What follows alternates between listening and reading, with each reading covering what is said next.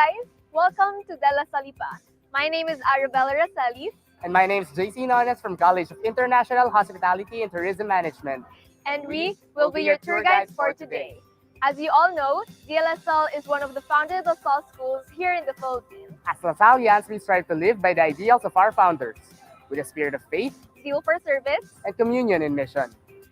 Imagine a school that can educate you from all levels, preschool all the way to graduate school, in one school. That's Salle Lipa. The preschool department is committed to provide a happy and stimulating environment for the students' holistic development.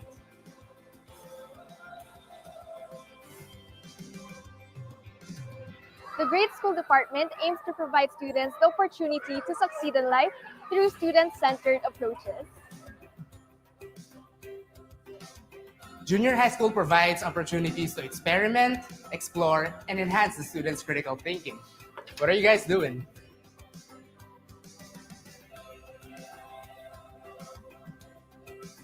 Senior high school is a 2-year in-depth specialization for students based on the career track they want to pursue. DLSL has 5 colleges. Let's take a look at the first one.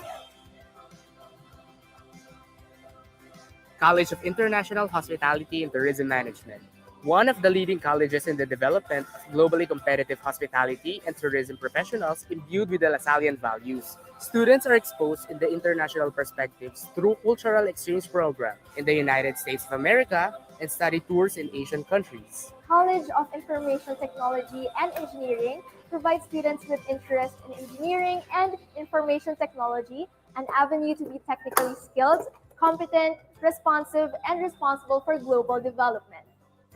Led by the community of business practitioners and educators, College of Business, Economics, Accountancy, and Management is committed to produce innovative, socially responsible, and globally competent Lasallian business leaders and professionals. College of Nursing. With its modern facilities, College of Nursing equips students with the knowledge and skills to render compassionate and impactful nursing care to individuals, families, and communities in varied settings at any stage of the health-illness continuum. College of Education, Arts, and Sciences provides relevant and quality education in the forms of teacher education, psychology, communication, multimedia arts, mathematics, natural and social sciences, humanities, religious studies, philosophy, community services, sports, and physical fitness. The College of Law is committed to educate students in the law, nurture and deepen in them faith in God, enhance in them a sense of community, create in them a realization of existing societal conditions, and empower them to serve others. Look around you. The DLSL campus is a Wi-Fi zone. We have learning management system. Thus, students can learn anytime, anywhere. This is how DLSL is a digital campus. Likewise, as part of Salle Lipa's strategic direction, it highly regards measures that preserve the integrity of God's creations while promoting a humane and just society. Take a look at the Smart Flower Solar Solution, the aquaponics system, plus the Bring Your Own utensils advocacy. Apart from those previously mentioned, Salle Lipa is also in touch with the community it belongs to.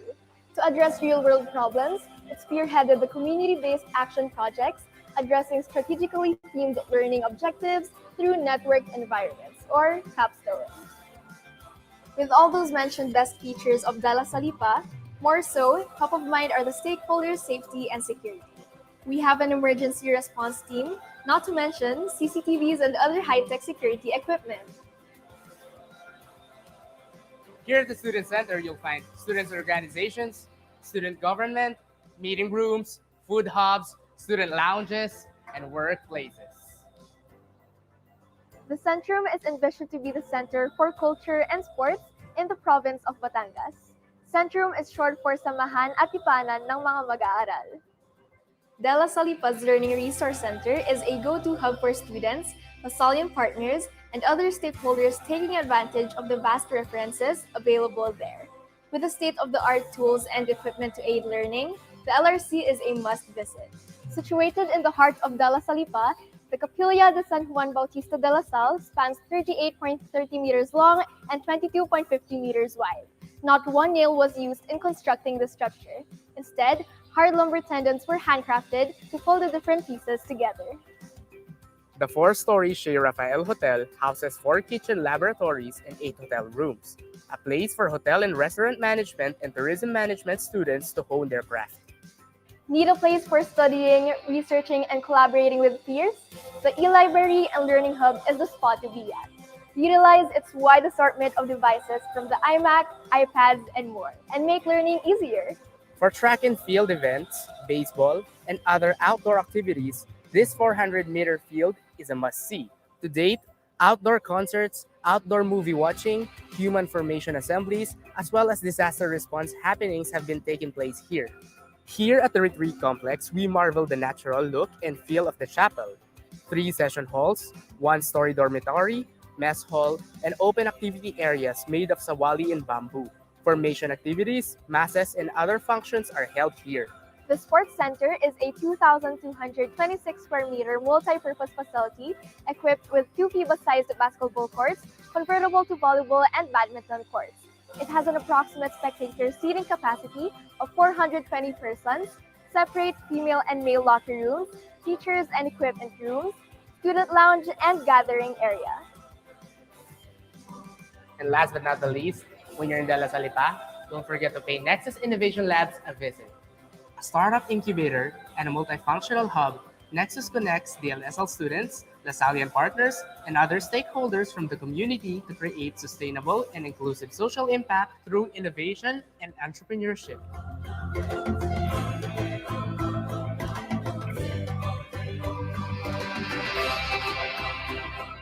What are you guys waiting for? See you in class.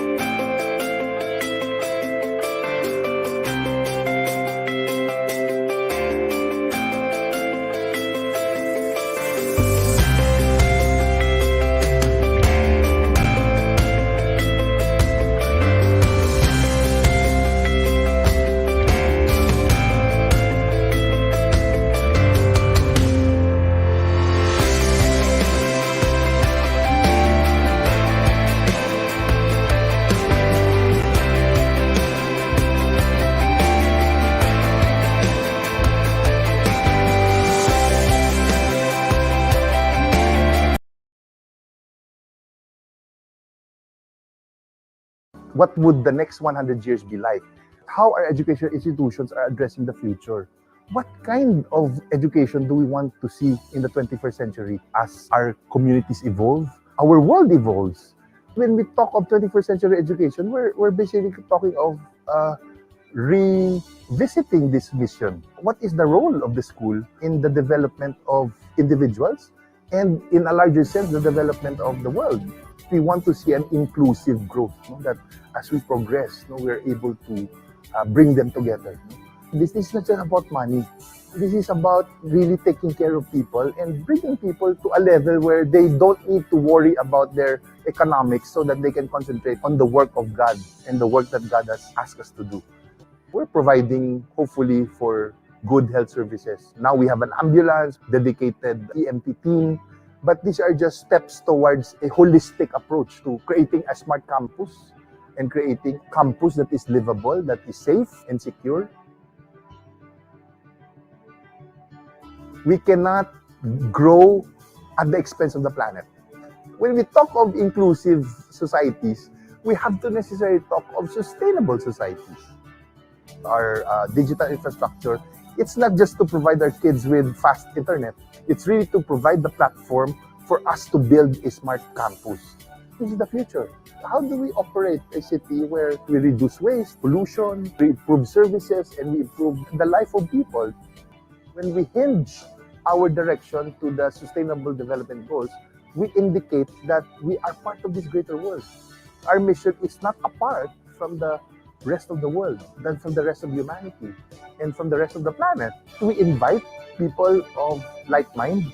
We invite people who share this dream, same values of making people important in our decisions, in our governance, making the planet important in the decisions that we make, and making education the platform to which we advocate these changes. No? There are many who share this vision. There are many who share in the belief that education is the great equalizer, and that hopefully as we move forward, many will join us in this quest to make our schools the kind of schools that maybe De La Salle dreamt, where our children live in a world that is safe, inclusive, where future generations are regarded in terms of the decisions that we make today.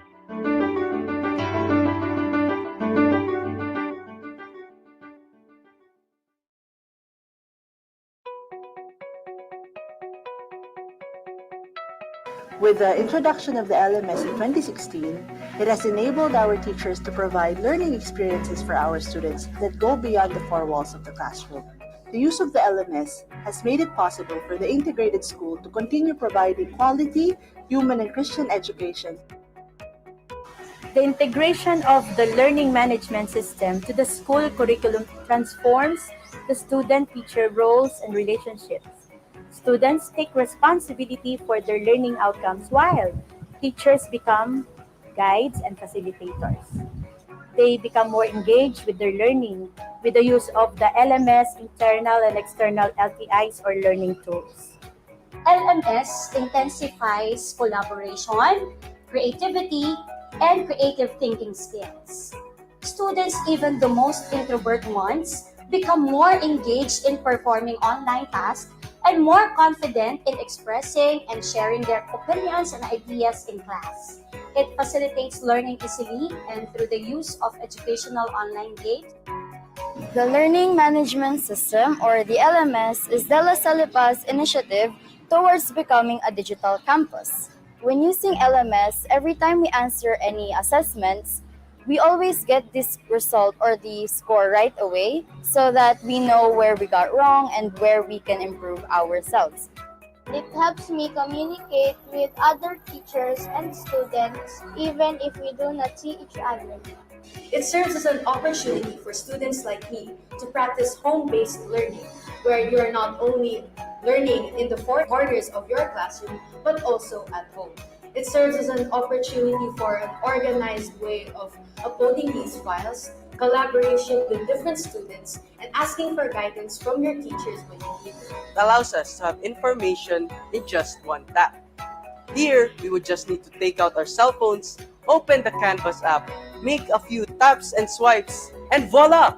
We have the document we would need in order to access the information and make advanced readings. Personally, I find that De La Salle Lipa's choice to take advantage of the dawn of technology and include Canvas in our student experience is a very good choice, especially given the fact that De La Salle Lipa would like to provide a sustainable campus. Our LMS contributed to the development of students' study habits. They are also empowered for learning. Thus, we're not really spoon-feeding them.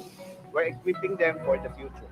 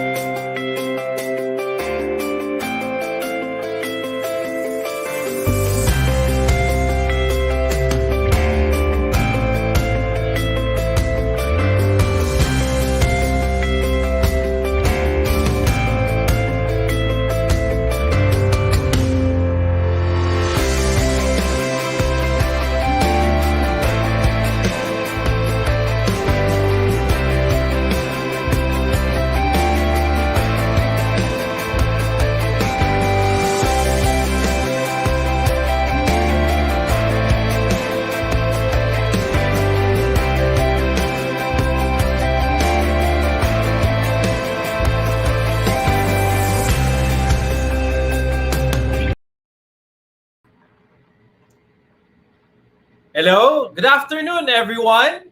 Hello, students, parents, and school representatives, and of course, to our two very special guests this afternoon. Welcome to the Salle Lipa Virtual Career Expo 2021 with the theme Preparing for the Jobs of the 21st Century. This is Jay Habuneta, your host this afternoon. I am the Managing Director of Nexus Innovation Labs. We're an incubator inside Salle Lipa. We will start the event with an opening prayer. Let us all remember that we are in the most holy presence of God. In the Father, the Son, the Holy Spirit. Amen.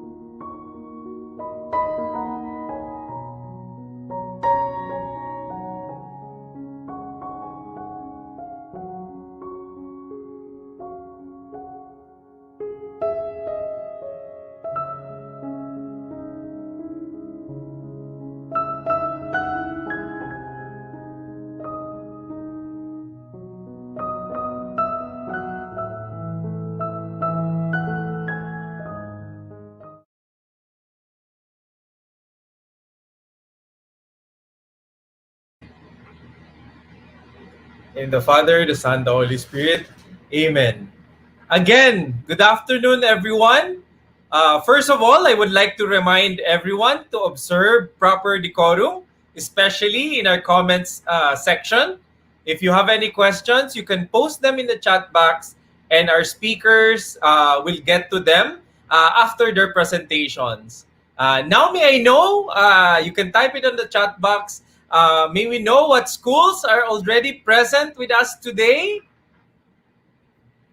I believe I saw earlier Sir Ricardo Languban from the Lyceum of Southern Luzon. Thank you, sir, for joining. Ma'am Georgette Mendoza from LaSalle Green Hills. Hello, ma'am. Good afternoon. And of course, from Salle Lipa, Ma'am Christy Victoria Arcega. Good afternoon po. From Batangas National High School, Sir Angelo Briones. Good afternoon.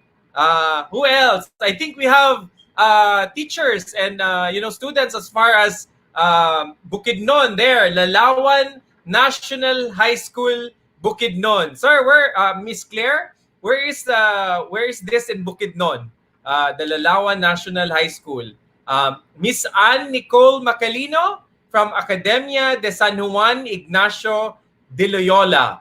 And of course, we have a few from Bukidnon, from the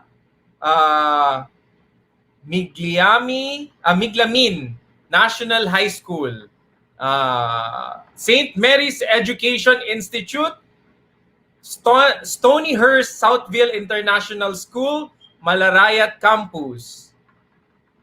Okay, and then lastly, Sir Marvin from St. Mary's Educational Institute in Limeri, Batangas. So again, thank you, sir and moms, for joining us this afternoon. I hope you are as ready as I am to learn something new. So let us get to our keynote speaker today. I have known him for the last 15 years or so of my life.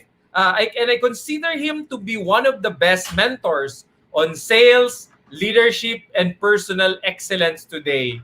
Before I continue, let's play a short AVP about our keynote speaker. Can we play it?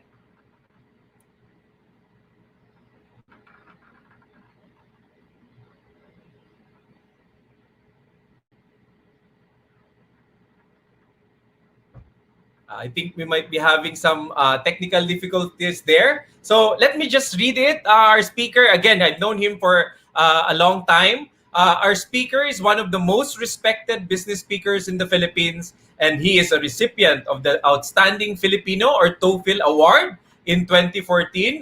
There are very few Filipinos that win this award. So we're very excited about this. And as an entrepreneur, he is well versed in the field of manufacturing and retail. He sits on the board currently of Primer Holdings. He's also a broadcaster, so he holds a segment in the radio program called Business Matters at DZFE-FM 98.7. So of course, he's also a columnist for the Philippine Star. And you know, he's won a lot of awards for the last maybe 20 years. And he has written 24 books which have become titles and bestsellers in our country's top bookstores. So he took up business and graduated magna cum laude. He also holds a Master's of Art degree at Trinity College and Bible Seminary at Newport, Indiana, USA. Today, of course, we all know him. He is one of the most active and productive personalities, and his webinars and training programs for both public agencies and private corporations have been very well received. Ladies and gentlemen, it is my honor and privilege to welcome our guest and keynote speaker this afternoon, Mr. Francis J. Kong. Everybody, can we welcome Francis with a round of applause, please, at the comfort of our homes. Good afternoon, Francis, and we're glad you could join us. Good afternoon. Despite your busy schedule. Kamusta po kayo? Thank you. Okay naman. Ikaw naman na nag-invite eh. How can I say no? So thank you. Always a pleasure. Sir. This is not my first time to be with Salle Lipa. Huh? I've been with a school a couple of years ago, and so it's always a pleasure and an honor for me to be with you guys. Thank you, sir. We hope that once the pandemic is over, we can invite you in campus because we're excited to show you the things that we're doing. Okay, sir, take it away. Preparing for the jobs of the 21st century. Thank you, sir. Thank you. And tama po yung sinabi ni Jay. We've known each other way back. Immediately after the end of the Second World War, hindi naman, malaki ang tanda ko kay Jay. And we've known each other for quite some time now, and I've seen the way he has progressed. I've seen the way God has blessed him over the years. And so I think it's a blessing for you guys to have him. And so there's many other companies who would want to have him. I mean, this is the guy who's been to Facebook and he's given a talk there, TEDx and whatever. And so just imagine this. Now that Jay has been reminding me about how long we've known each other, I'd like you to understand one very important thing. Time moves slowly, but time passes quickly. For a lot of people who might think that I've been working from home for more than 1 year now, and then time moves so slow, sure. But then when you look back, it's more than a year now. Do you guys realize in just less than 4 months, you and I will be seeing my good friend all over the place, Joe Marichan again, to remind us of that wonderful season. And so my first message for all of you guys is stay strong, be healthy, be safe. Do not let your guards down. Iba po itong virus na to eh. And this is something that is hitting. I mean, I just watched the news a few seconds ago. Europe is having their 4th spike. America now is seeing a surge again. India has now reached or even exceeded Brazil to be the country with the most number of infections and deaths. And this thing is happening in a worldwide basis. So be safe. Now, I'd like everybody to know, the parents, I'd like Jay to know, I'd like the officials and the members and the officers of the school to know, I'm very happy that I belong to a country wherein our young people are sane, very disciplined, and have cultivated the right way of thinking. Matagal na natin napapag-usapan. Ang problema sa Pinoy, lalo na yung mga kabataan, walang disiplina, hindi po. Itong pandemyang to is a very good case. If you take a look at the young people going out now, they're wearing masks, they're wearing face shield. In other Western countries, it's still a matter of debate upon their constitutional right. Can you imagine that? I mean, how insensible can you be? And so, I enjoy watching this video because it is an apt reminder for the kids and for the young people to understand. There are choices that we make, choices that can help us succeed in life, and there are choices that can destroy us. Never underestimate the power of choices and making decisions. Look at the young people from this place. Last year, before the lockdown happened, they were of this spirit saying, this is my right. I am entitled to my choices. And then I want you to take a look at this video and then see what I'm trying to talk about. Watch this.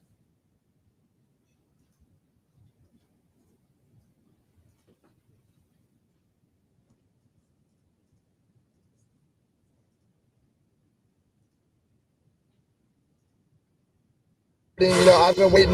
We've been waiting for Miami spring break for a while. About 2 months we've had this trip planned. 2-3 months. So we're just out here having a good time. Whatever happens, happens. Like, it's really messing up with my spring break. What is there to do here other than go to the bars or the beach? And they're closing all of it. It's really messing up. I think they're blowing it way out of proportion. I think it's doing way too much. Doing us bad. We need a refund. This virus ain't that serious. It's serious. It's more serious things out there like hunger and poverty. And we need to address that. Yeah, I mean, we planned this a long time ago, and it was kind of up in the air if we still go, but, like, we're here. I just turned 21 this year, so I'm here to party, so it's kind of disappointing, but we're just making the most of it. We met these other people in our little Airbnb spot, so we're just hanging out with them and trying to get drunk before everything closes. I mean, it sucks, but we're going to make the best of it. We're enjoying ourselves. It sucks, and I'm from New Orleans, so this really sucks. However, we're going to enjoy ourselves. We're having day parties all day. It's my birthday, St. Patrick's Day. Turn up. We're just trying to roll with the point. We're just living for the moment. We're just going to do what happens when it happens. When stuff closes, we're going to do it when it closes. But besides that, we're just trying to have the best trip we can. Do you understand what I'm talking about? That kind of attitude is not good. I know it sucks. Are you going to have a party? It's another way of saying, I know it sucks. I'm just going to die anyway. That is the stupidity of people who refuse to understand the facts and the truth that's happening. And everybody can make their choice. That's why immediately after that video was shown, a couple of months ago, later on, in that part of that country, it became the hotspot of the spread of virus. And then every time there's a spring break, people now ignore all the important things they need to do. And without any sense of discipline, they go there and enjoy because we're going to have our party. They don't even understand. When you are asked to wear masks, it doesn't mean to protect yourself. It is also to protect the others from getting infected. Don't you get it? And so that kind of choice and decision making that is centered on the self, on what I can get out of it, is not the pillars and the foundations that can help you succeed in life. And that's what I'm going to be talking about. There's so much talk about today about protecting human rights. I mean, today they say, this is my body, this is my choice. And it's very strange. They can talk a lot about human rights, but they might not even understand what it means to be humans. When today, in that kind of society, you can find millions and millions and millions of babies being killed in abortion clinic. You talk about your body and your choice. Nobody talks about the choice of the unborn baby. And because it's so sensitive, we don't want to talk to them about babies. We call them fetuses. That's very strange. One thing I have noticed is that anybody who talks about the right of choice, they're already alive. Nobody represented the baby whom they killed inside the mother's womb. This is why you magnify this one. Whether you want to talk about your future jobs, your life, your business, your career, your success in life has everything to do with the choices you want to make even now. And that is going to be the main subject matter of what I'll present with you in the very short time that is given me. We are in a very difficult situation right now. Every person on this side of eternity is fighting a war for personal and economic survival. Everybody's being stressed. There's pressure on everybody. Everybody's having a hard time. Your parents are having a hard time. Some of your parents wouldn't want to share their burdens and their difficulties with you, but I'm assuring you, they're having a hard time. Businesses are closing, jobs are becoming scarce, your parents are scared. As we prevent the virus from spreading through ECQ and everything else, the economic deterioration continues to go down. This is going to take us a long time before our country and our economy can recover. What does this mean for you? This means, young kids, my friends, my young friends, jobs are going to be scarce for you. Next, entry-level jobs, if ever you're going to get one, will start with lower pay. Next, to get hired, the screening process will become very, very stringent. Stricto nang sila ngayon kung sinong papapasukin. Next, to the disciplined and entrepreneurial young people, you will now find that this very moment offers beautiful opportunities for you to immediately maybe take a look at opportunities that can open up. And so, there are many young people today, upon graduation from their schools, they are joining companies that hire people for selling with semi-entrepreneurial employment model like the insurance, real estate companies, or legitimate, hindi yung scam ha, legitimate direct networking market companies. You project this into a farther future. And when I talk about the farther future, I mean 2030. Nobody can predict beyond that. As futurist Amy Webb would say, long-term planning now covers the next 12 months. I just finished my first ever master class on leadership, level up leadership, virtual. And to our surprise, I was expecting like 30 or 40 people to sign up. We ended up with about 180 plus. And I told the entire group, and I said, change is happening on the day-to-day basis. But when you project this to the future, I'm going to make a bold prediction. There may come a time when young people will no longer be able to graduate from schools in order to get a job that easily. But there will come a time when young people will have to graduate from schools and create their own jobs. That is happening right now. Watching my son. I have trained all of my kids. They're no longer young. Jay has the occasion to meet them before. My son Brian, together with his Japanese partner, has set up a hole-in-the-wall chain of restaurants called Crazy Katsu. Close, open again, close, doing very, very well. In fact, they made use of this pandemic to change their business model so that they are now even doing better than pre-COVID. So I was wondering how could that happen?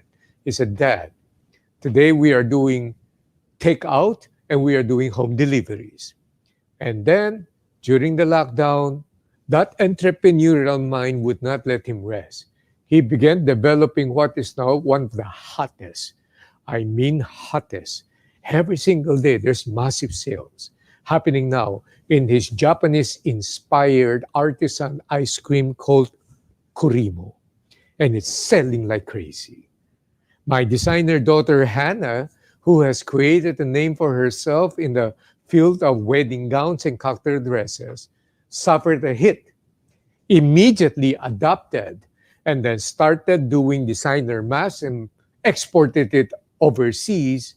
And now she's into this website that's catering for mothers because she's now a mother. She has made me a grandfather now. entrepreneurial. And my daughter Rachel, who is beside me right now, Rachel is now my boss. She's my employer. I report to her. And guess what?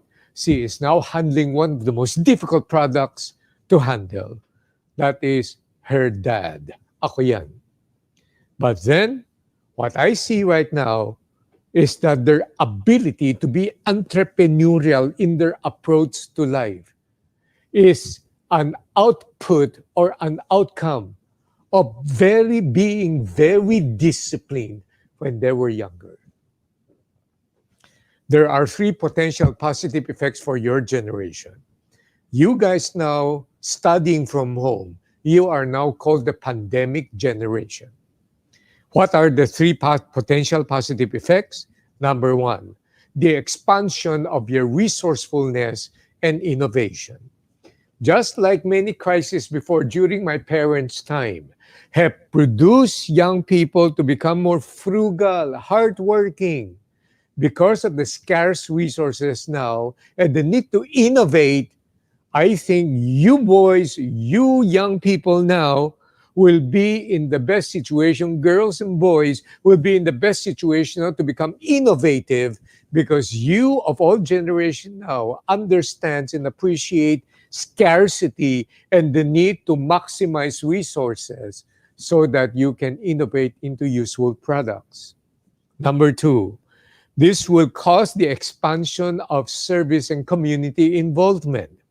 These pandemic conditions may steer you guys to understand the nobility of frontliners and the healthcare workers, and then you begin to now understand it is important to be committed to a community and help each other out.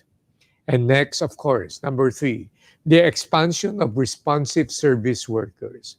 When 911 happened in America, it produced a generation of young people who wanted to become firefighters because they see the nobility and the work of those firefighters. And then perhaps, I hope that this situation will now spur a lot of young people to enter into the medical field, which in case, by the way, healthcare and healthcare services is going to be huge as the world population begin to age. It is one industry that will never fade away. But there are 3 potential negative effects that your generation might experience. Number 1, this is called the normalization of isolation. Even before COVID happened, just when social media allowed everybody to be connected together, your kuya and your ate who are millennials find themselves lacking social skills, not being able to have people skills. That's not a good thing. And so guard yourself. To be isolated by yourself, that's not a good thing. We need to have people skills. We need to find ourselves part of community. There is no one who is a successful lone ranger. We need other people to help us succeed as we help them too. Next, the normalization of panic and anxiety. I will address this issue a little bit later on with practical tips. To be anxious and to be depressed, that's not normal. You have to understand that. And with the help of your school, with the help of your teachers, and with the help of your parents, you need to understand that there are ways in order to build resilience and to develop a healthy mindset. If you hear a lot of people saying, I'm in a state of depression and I'm anxious, it is a problem we need to face. But it is not glamorous for you to claim. Understand that. Next, the normalization of a scarcity mindset. Why? Resources are scarce.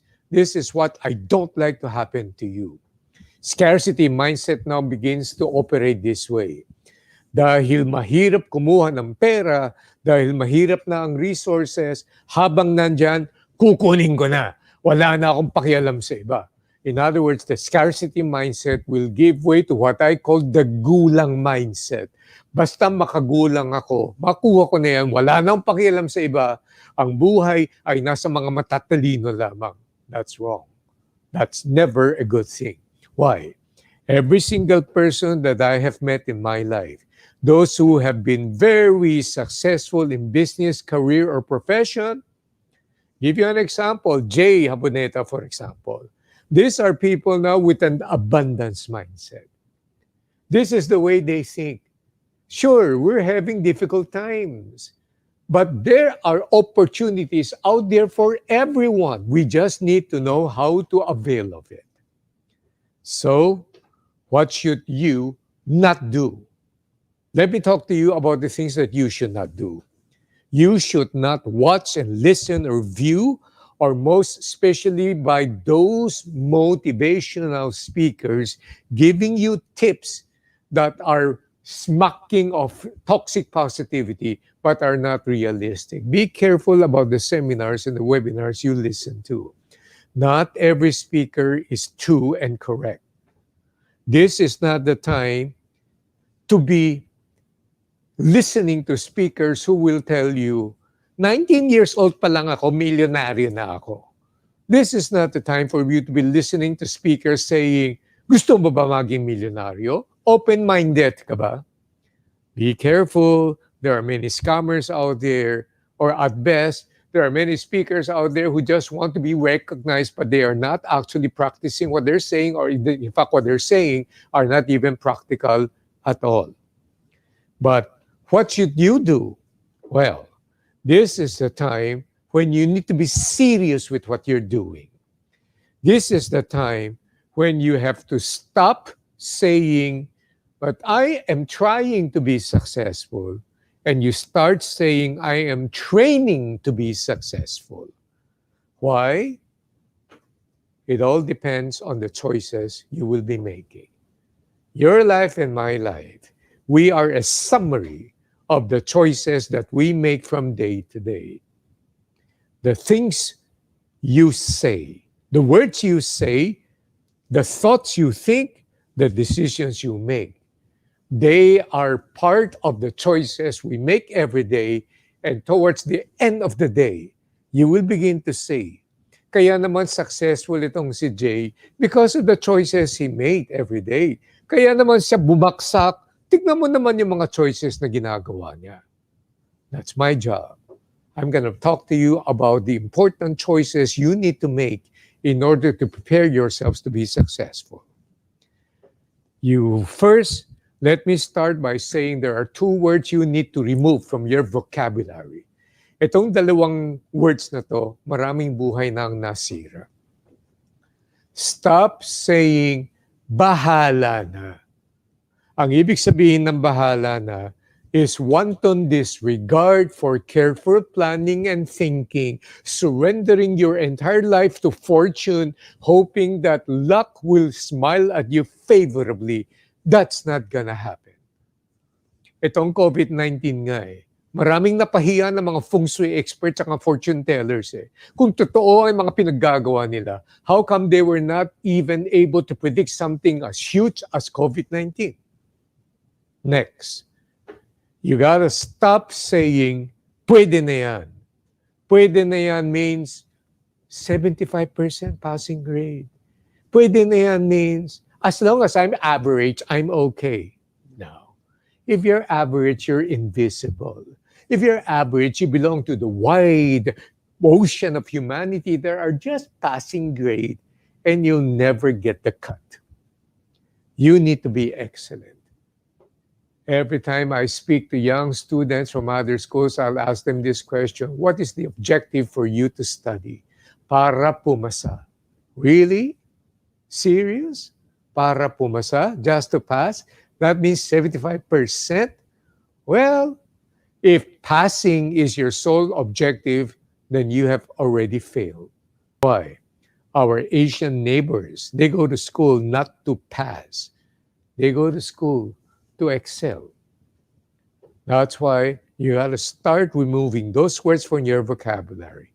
At my age right now, I still think How can I improve my presentation?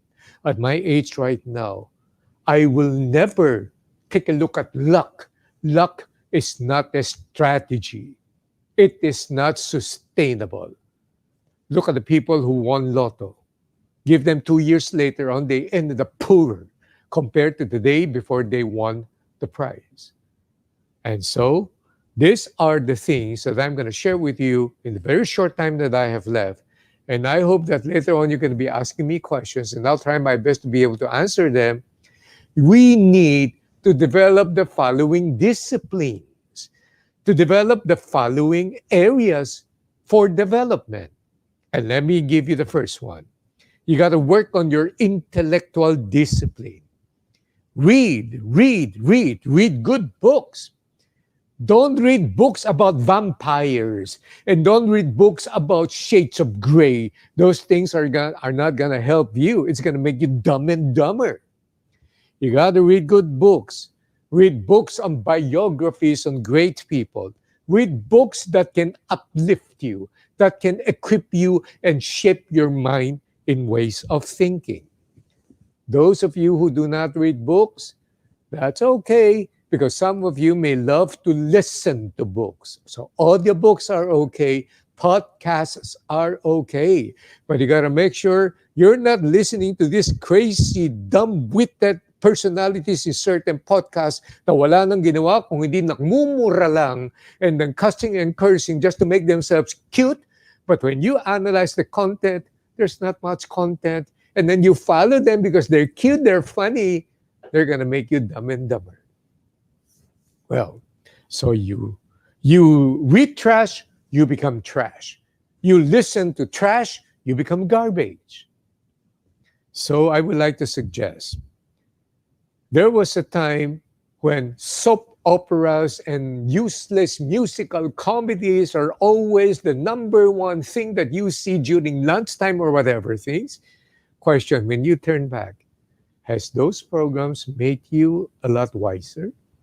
You just wasted your time. Don't forget, there's a difference between entertainment and education. Entertainment distracts. Education engages. Entertainment robs you of your ability to increase your wisdom. Education enhances your knowledgeability and wisdom. Let me give you an advice. Go to pocketmentor.ph. My partners and I, these are the people who are the top of their industries. They're the best you can find. Listen to them. You can find them in Facebook. Look at the personalities. You have Karen Nibasco. Not only is she Miss International, Miss Earth International, not Philippines lang, Miss Earth International, but she is a medical physicist. Matek there used to be the president of Publicis, one of the world's biggest advertising agency. And you find Wilkins and you find everybody else. These are the top of the line. You listen to the experts. You listen to those in the know. Sorry, if there's one thing that I have to confess, wala akong kilala mga artista at mga basketballista. And guess what? It doesn't matter. Because I don't spend a lot of time watching entertainment that will rob me of my crucial time in order to develop my intellect. You shouldn't too. Next, you got to develop your emotional discipline. There are many intellectual people I know na hindi umaasenso sa buhay. Alam mo bakit? Hindi nila makontrol ang kanilang emotions. Master your moods and emotions. Make sure that your emotions will serve your intellect and that your reasoning will not be subject to your feelings and emotions. So you got to have confidence, and confidence can only come from competence. When you learn, you get better, you're serious with your study, you are a disciplined person, your competence increases and your confidence increases too. And then you got to develop people skills. Listen. Whenever we watch movies, sometimes we see the brazenness and the brashness and the arrogance of certain people acting like they're sinong bigat. It doesn't work that way. Trust me. When it comes to business, we still have to learn how to deal with people, how to be respectful, how to be professional in our dealings, so forth and so on. And so, here's another thing. Do not engage yourself in doom scrolling. Do not do doom surfing. Do not participate in social media bashing and ranting. Hey, use your brains. Think. Malapit na naman tayo dun sa elections. Kaya itong kung sino-sino, nagpapagimik na naman, nagpapa-controversial, nang gagalit ng tao para sila ang laging mapupuna dito sa media. Libre pa nga yung mileage nila eh. Pero meanwhile, huwag tayong magpapagamit ng utak natin sa mga yan. Let's make sure that we conserve our mental energy for the things that will help us. Next, you got to develop your fiscal discipline. At your age, maybe some of you are making a little side money or hustle. That's okay. Most of you, where do you start? With your allowances. Learn to save money. Never feel so impatient, wanting something, and then you force your parents to immediately buy it. No. The idea about money management is how to control your emotions so that you don't encourage instant gratification. I-delay mo yan para disiplinado ka. Next, you got to develop your spiritual and relational discipline. In other words, every morning, it is good for you to have your private moment with God. Why? You can come clean. Pagkaharap mo yung ibang tao, pwede kang pretentious eh. Kunyari, successful ka, happy ka. But when you are with God, you are alone and you are naked before Him. That will be a good time for you to say, Lord, I messed up yesterday. Forgive me my sins. Grant me the wisdom to do things correctly. That is actually a very sensible thing to do. You know why? You're strengthening your inner strength that can equip you to meet the outer challenges later on. And what about relational discipline? Look, your parents love you. They're having a difficult time. This is not the time to be adding more pressure to them. This is the best time to understand them. Some parents don't know how to express their affections, but they do love you. Give them the understanding that you can give. And rather than fighting them all the time, why not just go to them and say, Dad, Mom, I know you're having a hard time, but anything I can be able to do to help, although you might not be able to help, but I can assure you that positive reinforcement at saka yung show of your love and affection can go very far, helping your parents as well. Very, very quickly, I'm out of time now. I'm going to give you, these are the critical skills that you and I need, even when 2030 comes, and even when we try to live in an age of robotics, AI, 5G going to 6G, Internet 2.0, automation, bioengineering, VR, AR, support, and so on. Si Sir Jay, maraming alam dyan. But these are still the skills you need to have. I'm not going to talk to you about what are the jobs available. I'm going to talk to you about what skills you need to have in order to equip you to become successful, whether you become entrepreneurs, whether you become professionals, or you pursue a career. 1, I'll go through this fast. Problem-solving skills. 2, critical thinking skills. 3, emotional intelligence. 4, values and ethics. 5, resourceful resilience. 6, creative processing. 7, managing ambiguity. 8, effective communications. And then, of course, 9 na pala, 10, entrepreneurial acumen. These are the things that I will be presenting in my second day of Level Up Leadership tomorrow. I will deal with each one extensively. Notice one thing. Look at the 10 skills. These are the 10 skills that can never be replicated by artificial intelligence and self-learning machine. And those skills you begin to develop right now, where you are. COVID-19 is not the end of the world. He or she who is disciplined now will be ready to explore the opportunities of a new world that's awaiting you and me. Too young to make a difference? No. I'll end with this one. Louis Braille invented the Braille system at age 15. Laura Decker sailed around the whole world solo at age 14. Nadia Comaneci received a perfect 10 for gymnastics at age 14. Malala Yousafzai won the Nobel Prize. He is the Nobel Prize winner at age 17, the youngest. Benjamin Franklin at age 13 was out of school and apprenticed to his brother as a printer and publisher. John Quincy Adams was 16 when he served as a secretary to the U.S. delegation during negotiations to end the Revolutionary War. At age 15, Daniel Boone launched his year-long journey through the wilderness. Blaise Pascal invented the mechanical calculator at age 19. Galileo Galilei was taking up his medical degree at age 17 and published a book at age 22. Aristotle gave a significant contribution at age 18. Albert Einstein, Isaac Newton, and all made significant contributions when they were still teenagers, not screen-agers. Good thing they had no screens at that time. Don't you tell yourself that you're too young to make a difference. At a early age now, you force yourself to become a person of discipline. And you develop these things that I shared. And you're well on your way to exploring the world that offers you opportunities beyond your expectations. Let me just say this. When you're ready now to conquer the world, don't just make a difference in this world.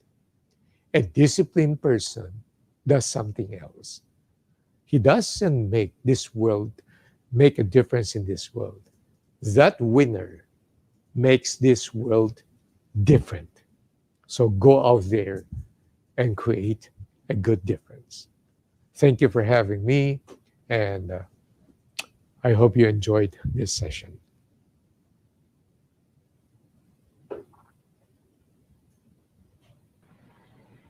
Thank you very much, Francis. As always, I learned a lot in your presentation, and I was reading through some of the comments they were saying they didn't expect, from someone like you can still talk millennial or Gen Y. I think everyone can we give Francis a virtual round of applause. Just quickly, because I know we're out of time. I learned really from your presentation that number one, change is constant, so we always have to be prepared. Second, being entrepreneurial doesn't mean you become a businessman or you start your own business. It really means being resourceful, being creative, and we need that especially now. And then lastly, we need others to be successful. I think that was really, that's really important, especially to the students here. Thank you, everyone. I think we have maybe a time for one or two questions before we go to our next speaker. I know it's very hard to get Francis. Do we have any questions in our YouTube stream for Francis? I guess, Francis, I have this question. We've known each other for a while, but I guess especially for the students in the room, how would you say is your typical day, week, or month in terms of acquiring new knowledge? Because the pace of change is really fast. There's technology changes every day. Especially now, we're forced to use a lot of these technology platforms. I guess even at your your level, you're still exploring all this. How do you give it time? I am using a laptop with a brand I won't mention anymore. But my laptop provides me with weekly monitoring as to the daily hours I spend with my screen open. That means every time my screen is open, I'm learning new things and I am studying new things. And guess what it says? It's about 9.5 to 11 hours every day. That's the amount of time I devote in studying, learning, communicating, posting activities in my web pages and in my social media sites. And I just keep on learning. I still attend, ever since the lockdown, I've been to New York 4 times without leaving my room. I've attended webinars of Gary Hamel, Rita McGrath, Simon Sinek, Adam Grant, and the next one in line is Seth Godin, and after him is Jim Collins. I still attend webinars, and I keep on learning, and I talk to my clients, and I ask them for advice. I get to know what they're going through, and I'm now learning a lot from the young people led by my boss, Rachel, who is beside me. So the learning mode continues. More so even now. My learning intensity now has even arisen compared to my younger days. So that's what I do on a typical day. Thank you, Francis. And I'm afraid maybe we have time for one more question, and I think this is very appropriate for this time because a lot of us are holed up in our homes. Isandra Haplos, I hope I pronounced that correctly. Sir Francis, kindly share with us how you keep yourself healthy. Oh, I have a routine. I never violate my routine. When I wake up in the morning, I do my prayers in quiet time. And then after that, oh, by the way, I understand that Alessandra is from Extreme, and you know that I'm your brand ambassador for Usana. And so for the last 5 years, I've been taking my supplements faithfully. And then at the same time, when everything is done, I open my TV only to 4 stations, alternate. It's it's a Bloomberg, it's CNN, it's ANC, or sometimes CNN Philippines, and I listen to the news. I don't have to watch those people. They're the same faces anyway. I just need to listen to them while I do my push-up and I do my chest-up exercises, and I do a lot. And then I don't eat senselessly. Well, I'm very, very careful. I drink enough water, and then once in a while, I'll open my window so I'll have enough sunlight. That's what I do. And well, my body is wearing down a little bit, but at my age, I think I'm kind of happy that I can still be productive the way I am today. Thank you for that question. Thank you, Francis. And I'm afraid, that's the only time we have. Maybe we can send you the questions that still come in through the YouTube comments. Let's give Francis a round of applause for joining us this afternoon. Before we let you go, let us just present the certificate of appreciation to Mr. Francis Kong, and let me read the citation. The certificate of appreciation is presented to Mr. Francis Kong for sharing his talent, time, and expertise as our keynote speaker during the Virtual Career Expo 2021 with the theme Preparing for the Jobs of the 21st Century, given this 14th day of April 2021. Signed by, of course, our Director for Strategic Communications, Ms. Donabel Orsena, and our Chief Strategic Services Officer, Ms. Desi Torres Tipan. So again, Francis, thank you. We hope that we can invite you again in the near future. Thank you, Jay. Thank you. Thank you. Salamat. Thank you. Be safe now, God bless everybody. and stay safe. God bless. Okay. Again, thank you for your questions. Before we get to our next speaker, now it's raffle time for our minor prizes. So for these minor prizes, we actually had our pre-draw this morning from the early registrants. And our first raffle of the day includes 200 pesos worth of GCash. We will be choosing 2 lucky winners who will win 200 pesos worth of GCash each and a De La Salipa laptop bag with Buknoy t-shirt. And the winners are, can we flash them on the screen? So this was already pre-drawn earlier.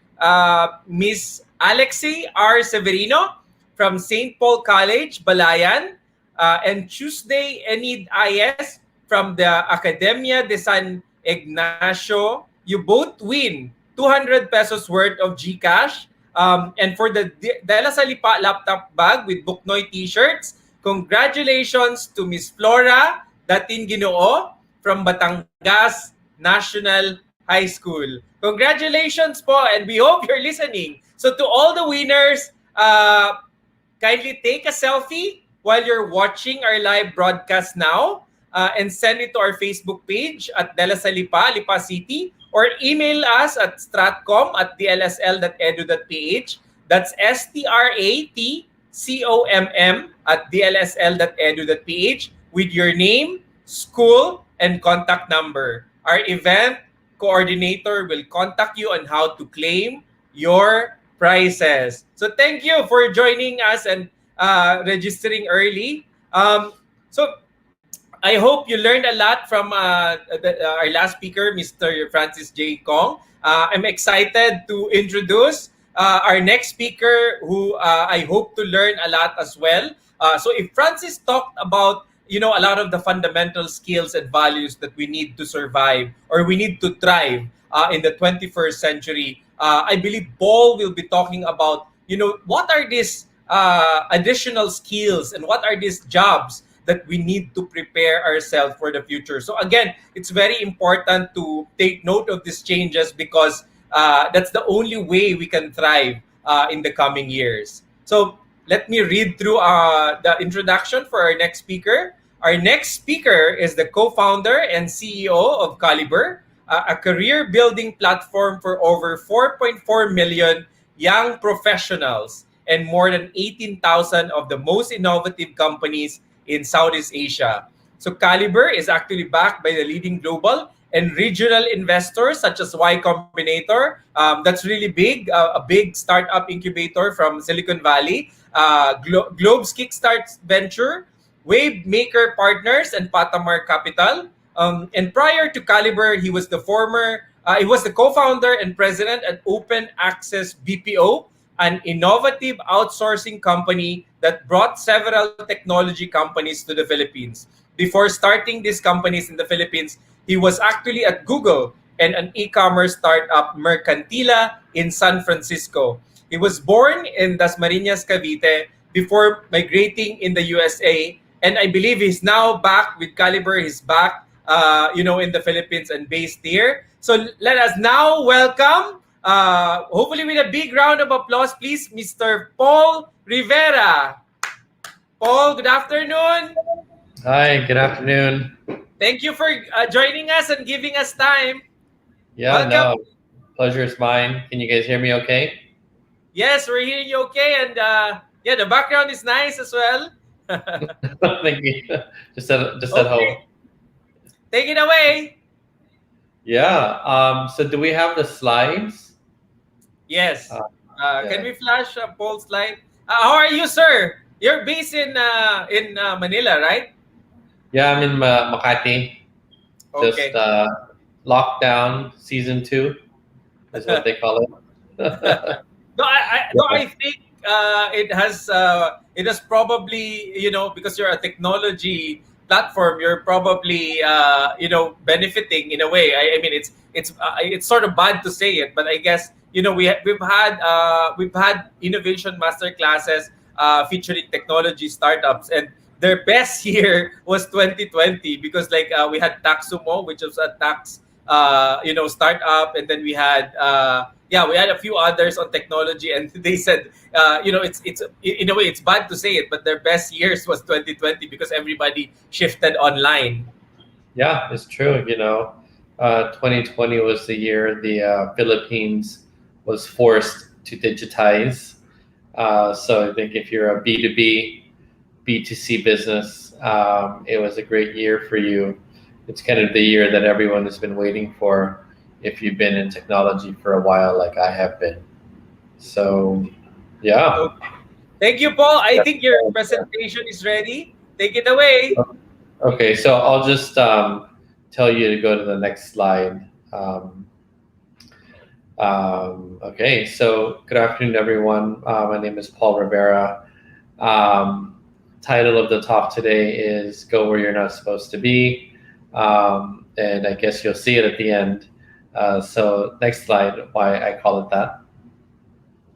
So a bit about myself. I'm actually from the Philippines, born in Cavite, grew up in the San Francisco Bay Area, worked in Silicon Valley, and have been an entrepreneur now in the Philippines for about 15 years. First an entrepreneur in the BPO sector, and then an entrepreneur in the technology sector with Kalibrr. Next slide. So Kalibrr, I don't know if anyone here has used it, but I hope you used it to find a job. Next slide. We started it because in the Philippines, there are a lot of young people like you who want work. And then there are a lot of companies who want to hire people, but it's a very inefficient process, right? There's still a lot of unemployment and underemployment. Next slide. A lot of recruitment still feels like this. This is a job fair. There are so many job fairs that happen and look like this. So this is the problem that we were trying to solve with Kalibrr, was how do you fix a recruitment experience, that feels like Divisoria, right? And make it more modern and efficient. Next slide. So, Kalibrr has been able, I think, to become one of the those modern, efficient recruitment platforms. We have almost 5 million people on the platform. We operate in the Philippines and Indonesia and serve over 1,500 customers to date. So we've been able to take this passion for a problem into now a solution, which has grown into, millions of young people like yourself. Next slide. One of the things that makes Kalibrr unique is we build an ecosystem. And what that means is the jobs that are on Kalibrr, the talent that is on Kalibrr, we syndicate it. We allow it to be viewed by other partners like LinkedIn, like Facebook, like Indeed. So we have an open ecosystem, and it's one of the things that makes us unique. Next slide. And, for young people, I call ourselves kind of the Netflix for careers. And I say that because for a lot of people in the audience, you don't know what job you want yet, right? Just like you don't know what movie you're going to watch yet. And so kind of in that environment where you're still discovering, our platform, which is recommendations based, is one of the best ways to discover jobs that are highly relevant that you didn't know that you were, fit for or qualified for. Next slide. We were voted one of the most innovative companies a couple years ago at the Asia CEO Awards. Next slide. And, I think Kalibrr was probably one of the first in a generation of technology startups that are happening in the Philippines. You now have Shopee, Lazada, Mykuya, Kumu, right? Kashalo. There's so many now. When we started in 2013, there were just a few. And, I think for you guys, you're thinking about careers, right? I want you to think about technology, right? I want you to think about helping build the future. And there are going to be a lot of companies and brands that, you may not recognize because they're so new, but they're really a good fit for you. So, you want to be aware that this is where, if you're thinking, what are the industries that continue to grow during the pandemic? A lot of them were in the technology and e-commerce industry, as we were talking about with Jay earlier. So, these are industries that might be pandemic proof. So something to consider for your career. Next slide. I think, that innovation, people think that it's just in Silicon Valley, but it doesn't just happen there. It happens everywhere, and it's happening in Manila. I think it's going to also happen, where you guys are. But I think innovation is building the future, and I hope you can start a career in this field of technology. Next slide. So my career started off here in Dasmariñas, Cavite. My father is actually from Tanawan in Batangas. So I have roots in Cavite and Batangas. So born in the Philippines, kind of, middle class, lower middle class. Next slide. And, like many Filipinos in the 80s, we had an opportunity to leave. So we left and we immigrated to the US, to San Francisco, home of technology. Moved here when I was 5 years old. And, my mom had me when she was 19, had my brother when she was 20 years old, and moved with us, as a high school graduate to the US, at 25 years old. So we all kind of were starting from the bottom. My mom was going back to school, to get her college degree so she could kind of give us a better life. And, we were kind of starting our life here in the US. Next slide. And, we were starting our life, I was in school. And one of the stories I always share is the Taco Bell kind of story. And I call it the Taco Bell story because, growing up, we didn't have a lot of money. And, my friends, they would always have nice clothes, nice shoes. They would always look really fresh. I didn't. And, I would ask my mom, Mom, can you buy me more clothes, nicer shoes? And she would, say, no, we don't have money.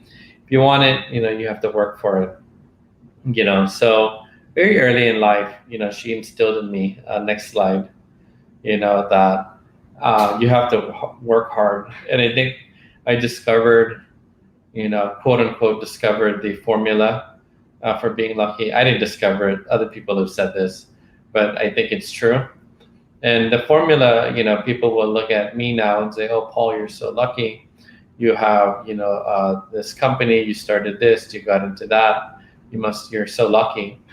What I learned is that luck is manufactured, right, from hard work. And hard work will manufacture an opportunity for you to be lucky that you have to be ready for, right? So working at Taco Bell, working in fast food, right? That taught me the value of hard work. And I think that instilled very early on that if I want anything in life, I have to work for it. And if I want any breakthroughs in life, right, I have to get a little bit lucky. So next slide. I guess I had my first lucky life moment. I applied and got into UC Berkeley, right? 10% of the people who apply there get in. So it's one of the hardest schools to get into in the US. But I had, I worked hard, I applied, I got lucky. This taught me another kind of important lesson in life. And, it's relevant because you guys are in school right now as well. And the next slide is, life networks matter, plug into the right ones. What does that mean? They often say that, you are the average of the 5 people that you spend the most time with, right? So think about who you spend the most time with, those 5 people, right? You become the average of them, right? So if you're spending a lot of time with average people, you'll probably become average, right? But if you start to spend time with people that are very above average, exemplary, right, you begin to mimic them and begin to behave in ways to become like them. So make sure you know who and what you're spending your time in. The fact that you guys have gotten into De La Salle and Lipa, right, is a good network, right? And these networks will matter for the rest of your life. Next slide. So after Berkeley, I thought I was going to go to work for Accenture and get a job there. I applied, made it to the final round. I thought I was going to get hired, but I got rejected. Next slide. This was devastating. This was about right when I was about to graduate. And, I realized that failure is a part of the process. You will fail. You have to get over it. You have to learn from it. And you have to move on from it. So I had a very big failure, at 21 at the time of graduation. And I did not let that failure define me. And I don't want you guys to have failure define you as well. Next slide. So I ended up joining a startup, right, after Berkeley. That was the only company that could give me a job. And that startup was called Mercantila, right? So this was a very small opportunity. They didn't even give me a job. They gave me an internship. And next slide. This company ended up becoming a very successful e-commerce company. And imagine if I would have just judged that company by the book, the cover, because nobody knew them. But I chose to work for them. 1, because I had no other choice, but 2, because I was impressed by the people that I met. And I think one of the lessons that I've learned is early on in your career, find a boss, choose a boss, not a company. You get enamored by the big brands, the big logos, but you want to choose a boss that's going to be there to mentor you. Second, working for that e-commerce startup was working for a lot of smart people, intimidating.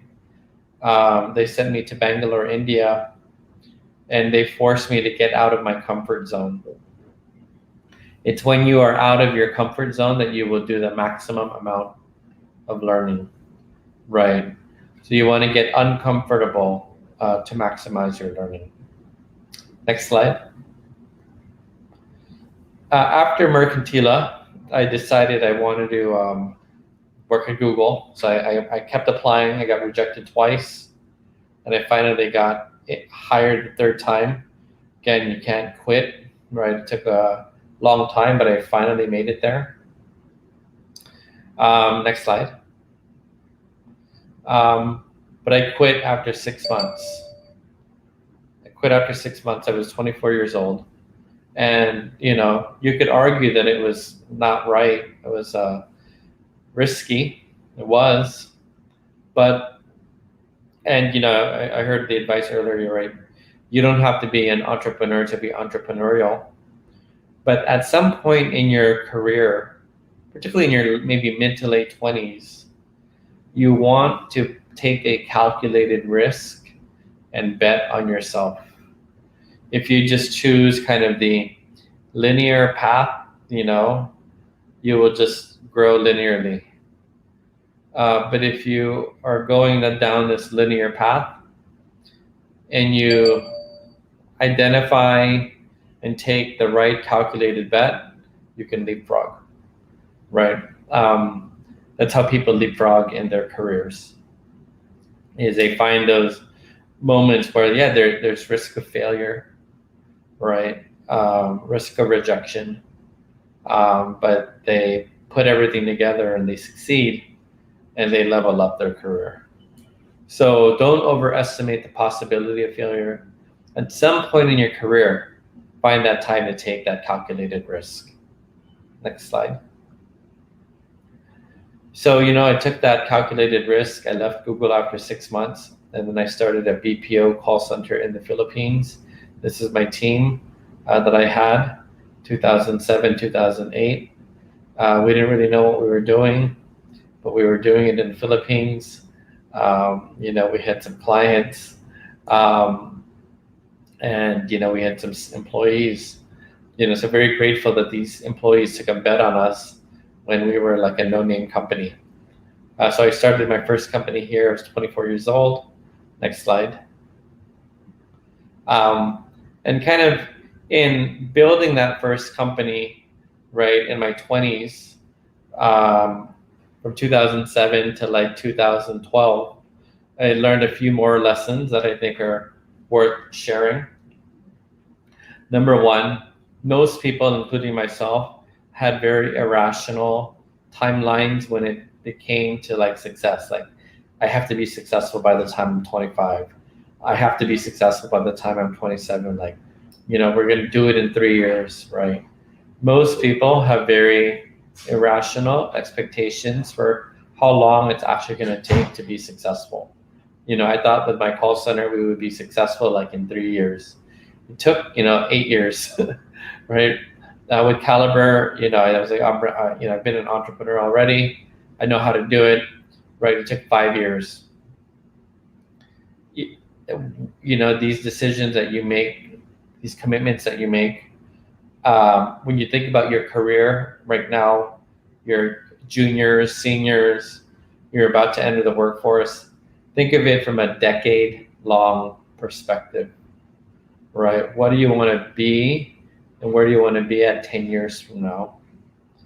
And what are the relationships that you're going to need to develop to help you get there, right? Because that is what matters in a career, are relationships. Relationships mean, when your boss gets promoted, they take you along with them. When they get pirated by another company, they take you along with them, right? You want to develop the reputation and relationships where early in your career, you become that dependable ally, lieutenant of someone. I think third, develop grit and resilience. It's a tough world. We have COVID, right? It's been challenging for everybody. And the work world is challenging. And I think you just have to ensure that you develop a thick skin, right? And learn how to develop those people skills that Francis was talking about to navigate, life. And I think a lot of life, there's a lot of disappointment in life, and you're going to have to develop the resilience to constantly overcome these disappointments. And lastly, what Francis was saying, never stop learning, right? Never stop learning. I learn every day. You go to school to learn how to learn. That's what school teaches you. Because once you're in the real world, you're constantly going to have to be doing that. Next slide. So this is a couple photos of myself at Y Combinator. If you've used Airbnb, Reddit, 9gag, Coinbase, they came out of Y Combinator. They were the incubator. Next slide. With Kalibrr, I ended up also pitching my company to MVP, the guy in the middle with the white barong.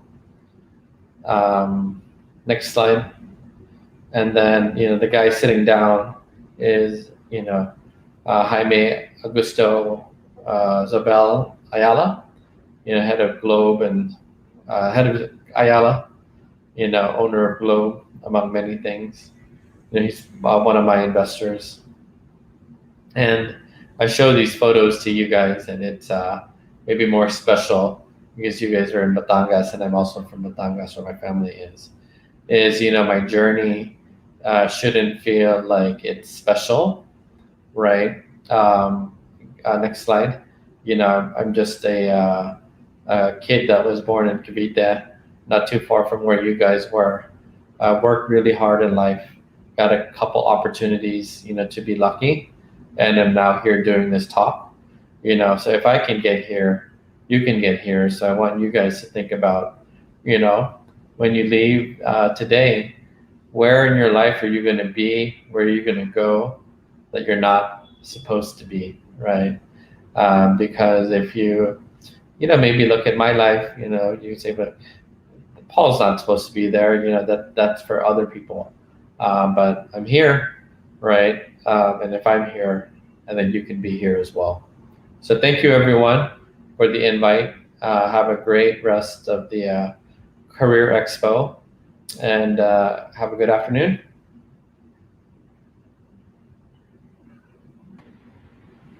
Thank you, Paul.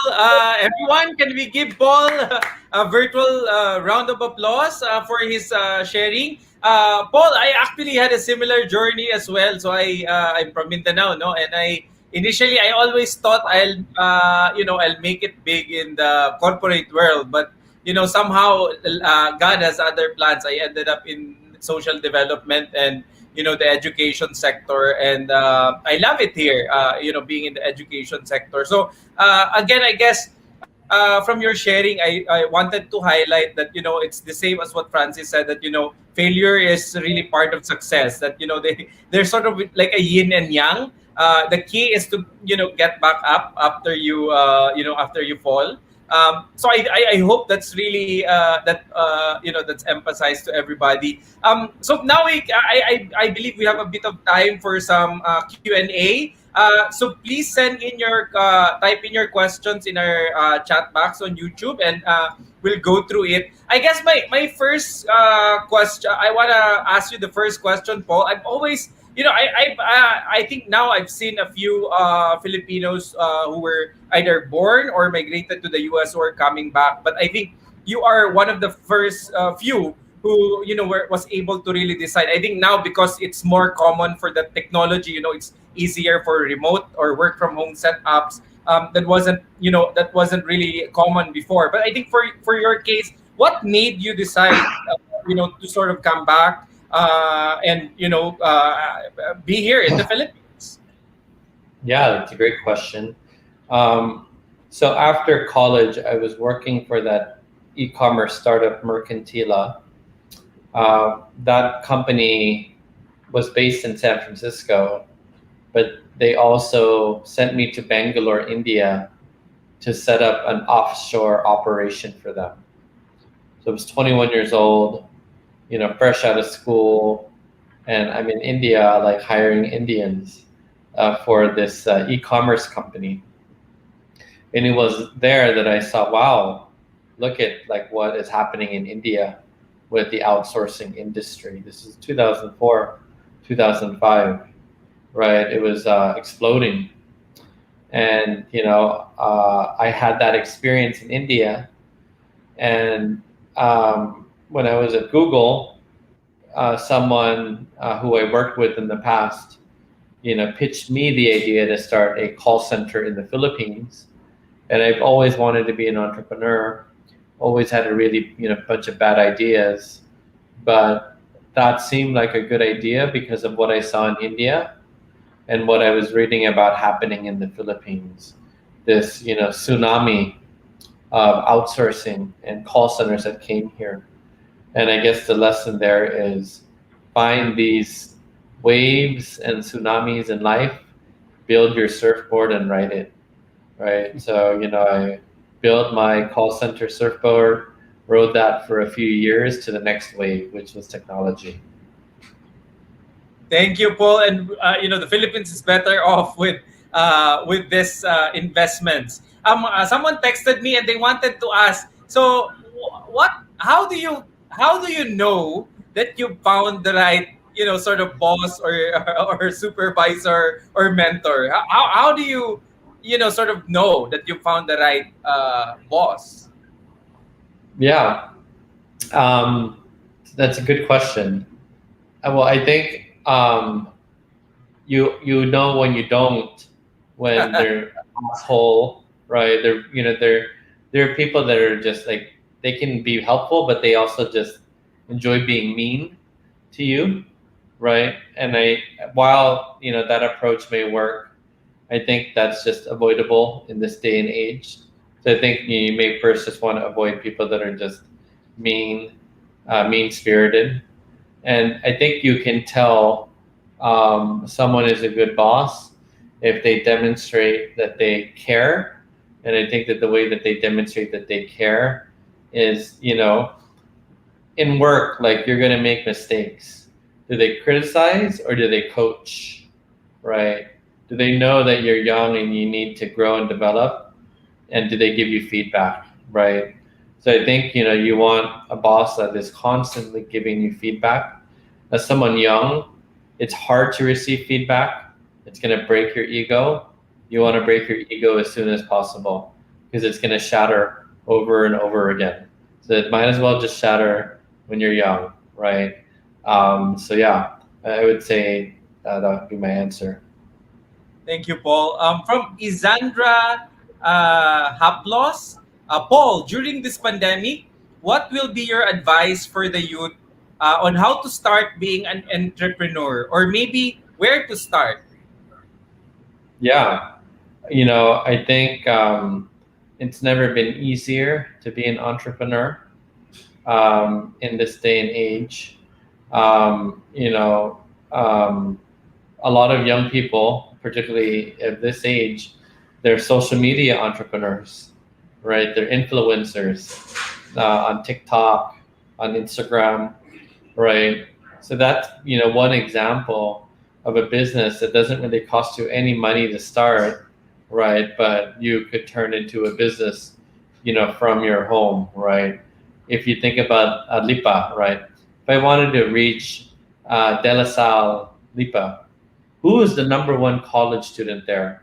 College student influencer there, right? I hope someone in this audience that's listening, they latch onto that and they become that, right? Because there's a community there, and as a business, I may want to reach that community. If I want to reach that community, you should be Mr. or Mrs. De La Salle Lipa, right? So that I just gave you an idea of a business that you can start, right?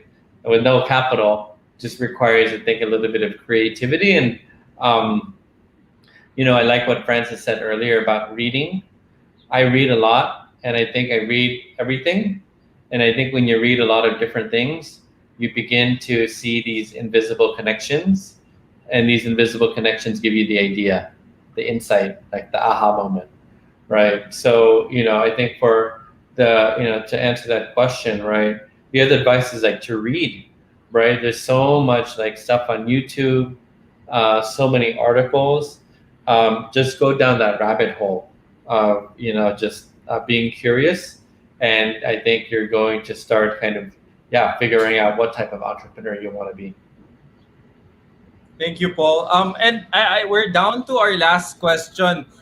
Someone asked me if, what can anyone apply to Kalibrr, or is it limited to like technology, or we have 5 to 6 colleges in De La Salle Lipa, which will be presenting later. But our College of IT Engineering, one of the students asked if it's limited to engineering students or graduates, or even from other sort of industries they could apply. Yeah, we're open to other industries. We have a few interns right now in HR, biz dev. So yes, we're open to any and all. Okay. Any last words for our young students? you are young during a very challenging time in the world, right? With everything happening with the pandemic. Hang in there, right? This is a hard time for everybody, including yourself. But it's also, I think we can look back and hopefully look at it also as a galvanizing and transformational moment, right? And when I say like transformational moment, like, you're all at home now on the internet all day. Just think about, what are you doing with that time? Are you, Netflix and chilling? Or are you paying attention to class, right? Or are you learning, on the side on YouTube as well, right? So, I think you have, turned this crisis that we have into an opportunity for yourself. And I think as an entrepreneur, that's how I always think, right? And maybe that's the last piece of advice is, every crisis can be an opportunity. Someone was asking about Taco Bell. Yeah. It's very, This could be my last question. yeah, How was very it? dramatic. Yeah, I mean, you realize that it's a very hard job, right? Even when you're young, and you don't want to do it forever, right? But maybe another lesson about Taco Bell is like, I was the best person there, and regardless of what, like, a lot of young people will complain about, like, hey, I didn't get the job that I want, or I didn't get the title that I want, right? I didn't get the opportunity that I want in life. However small the opportunity you get, be the best at it, like crush it. At Taco Bell, I was the best taco maker. I was the best person at the drive-thru, right? I was the youngest person, right? Just because I wanted to do a good job. And that, I think, is kind of just fundamental to how you can become successful. Is this desire to want to do a good job regardless of the job. Like, you have no ego when it comes to it. Okay. Thank you so much, Paul, for sharing your time. Before we let you go, we would just like to present the certificate of appreciation, and let me read through the citation. The certificate of appreciation is presented to Mr. Paul Rivera for sharing his talent, time, and expertise as a plenary speaker during the Virtual Career Expo 2021 with the theme Preparing for the Jobs of the 21st Century, given this 14th day of April 2021. Of course, signed by our Director of Strategic Communications, Ms. Donabel Orsena, and Ms. Desi Torres Dipan, our Chief Strategic Services Officer. So, Paul, thank you very much for joining us. We hope that we can invite you again in the future. Sure. Thank you. Yeah. Stay safe. You guys take care. Bye. Bye.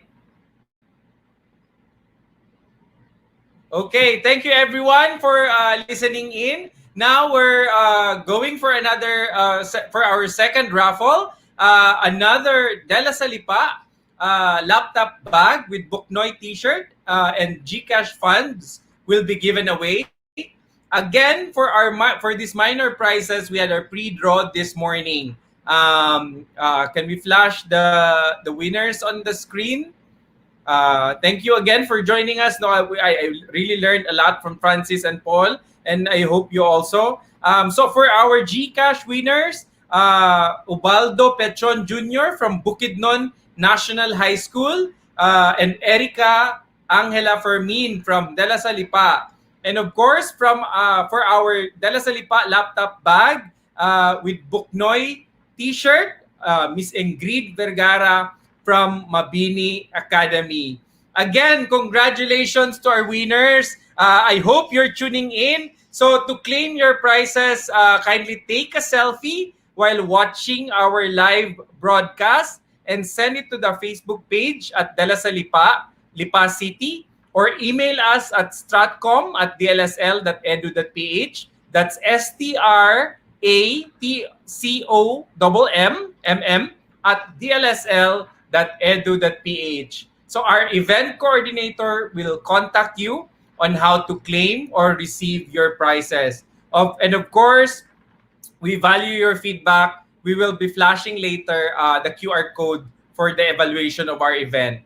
Okay, moving forward to the second part of our program. I am sure you're now more excited to learn about our college programs. You know, as Francis mentioned, it's very important for us to, build a culture of innovation and entrepreneurship because, there are challenges both in terms of the fast pace of technology. And of course, right now we can't go out. There are economic challenges for the Philippines and also for the world. So it's very important to keep an open mind and a growth mindset.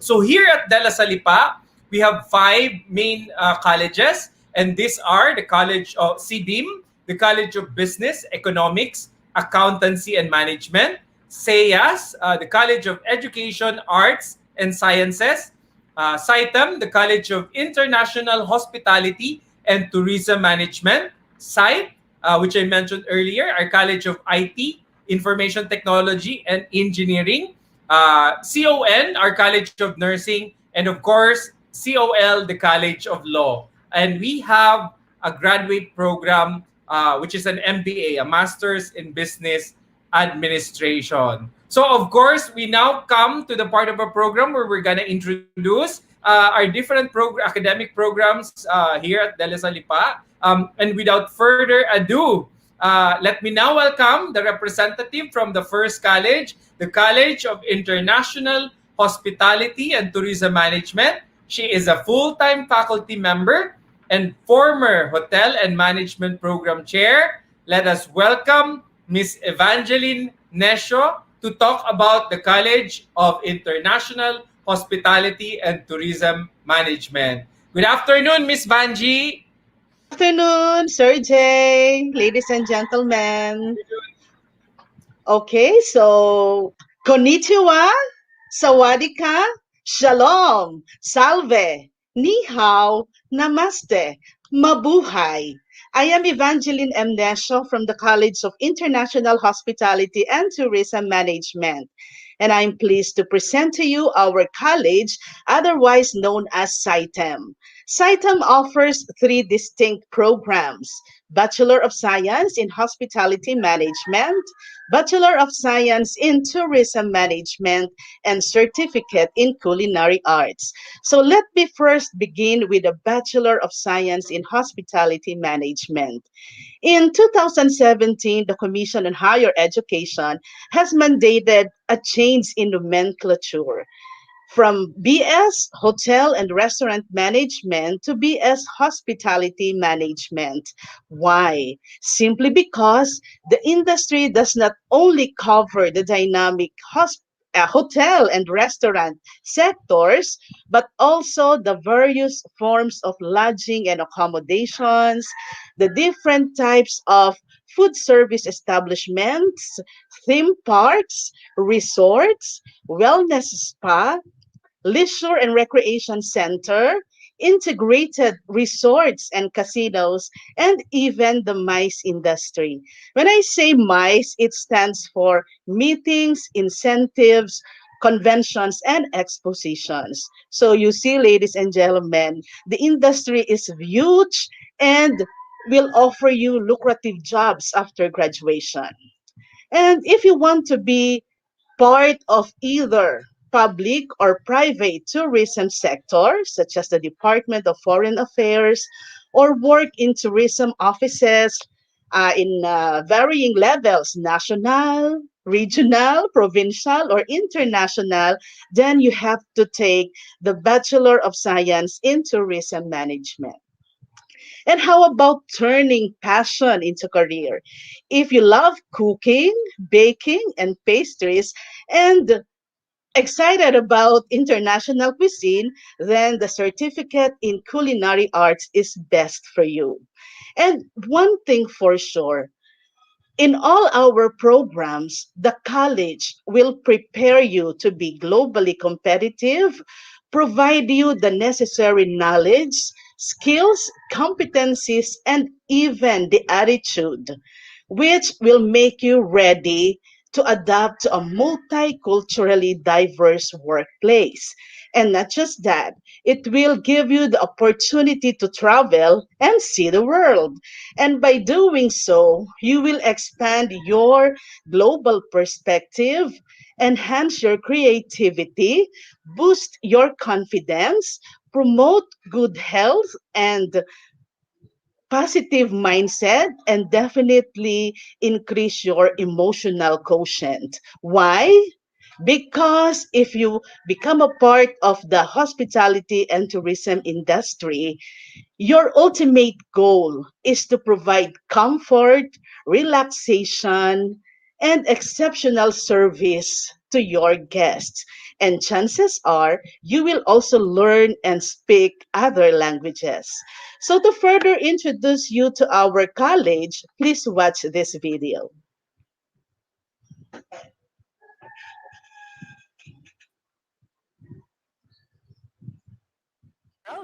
Excellent. Welcome aboard to the border-free education of the College of International Hospitality and Tourism Management, SITEM.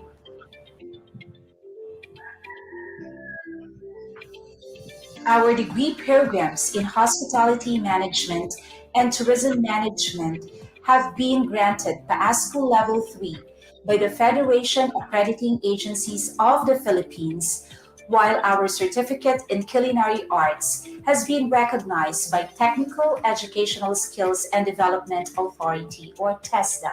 Given the current education landscape, we in SITEM have been thinking outside the box, which means we are thinking of new, innovative, and creative approaches imbued with Lasallian values to provide our students with relevant education anytime, anywhere, especially in these challenging and unprecedented times. Is this really possible? Absolutely. We are equipped to make it happen. The Hospitality Management Program is designed to develop young professionals who are strong advocates of quality and genuine service, ready to face the new normal in the hospitality and tourism industry.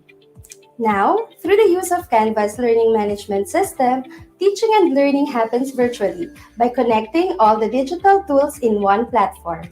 Our students experience highly engaging video demonstrations and simulations in food and beverage, rooms division, kitchen essentials, and more, exclusively and skillfully prepared by our faculty members.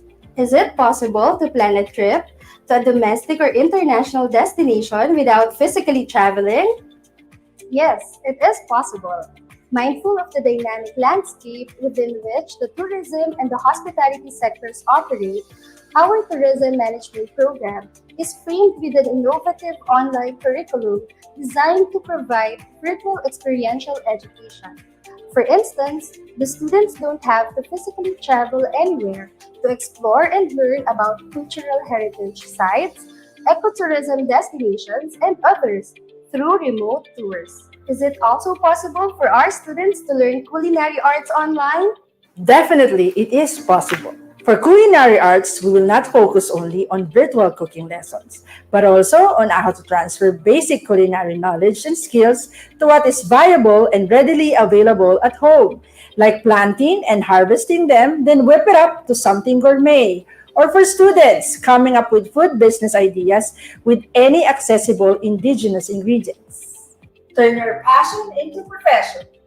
Realize your dreams and explore the world. Enroll in SITEM programs and definitely you'll go places.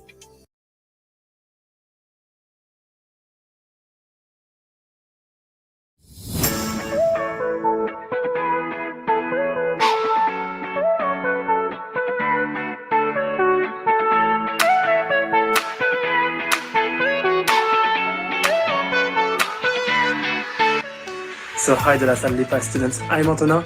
I'm 21 years old and I'm a student in La Salle Beauvais in France in food and health studies in 4th years. And I'm used to be a student in the La Salle Lipa for 1 semester last year in culinary arts. And I just want to say that for me it was a great experience. So I learned a lot of things about catering and cooking methods, and I discovered a lot of people who are very nice and very nice culture too, and a lot of things to see in Philippines, and a lot of remarkable places. So I just want to say, if you have the occasion to go there, don't hesitate. So thank you so much. Hi, I'm Claire. I'm 21 years old and I'm French. I spent a semester at de la Salle Lipa in 2019 as a student in culinary art, and I really enjoyed this semester for many reasons. The first reason is that the Filipino peoples are very friendly, so I met a lot of nice people, and I also enjoyed my semester in the Philippines because I discovered the Filipino culture, which is very different of the French one, and it was very interesting. And finally, I had the opportunity to travel over the country and to discover beautiful landscapes. So for all those reasons, I would say my semester in the Philippines was amazing, and I have very good memories of it. Hi, de la Salle Lipa students. I'm Marcelina Suelio from Culinary Arts, Batch 6, year 2013, and I'm currently working at Marketel Manila for 5 years now, and I'm a Commie 1. What is life after finishing culinary arts from De La Salle Lipa? Challenging yet so fruitful. Why? Because all the hard work, lessons, knowledge, and skills I studied when I was still in college is a stepping stone. Bala kumbaga, to enter and know more about the real life of having a culinary career. It is fruitful because you can use all the skills and knowledge you've learned and yet enjoy every second of it. And at the end of the day, while solving challenges as a chef, it will make me feel successful and contented. De La Salle Lipa prepared me for what the real world of culinary career will be. And here I am, stronger than ever.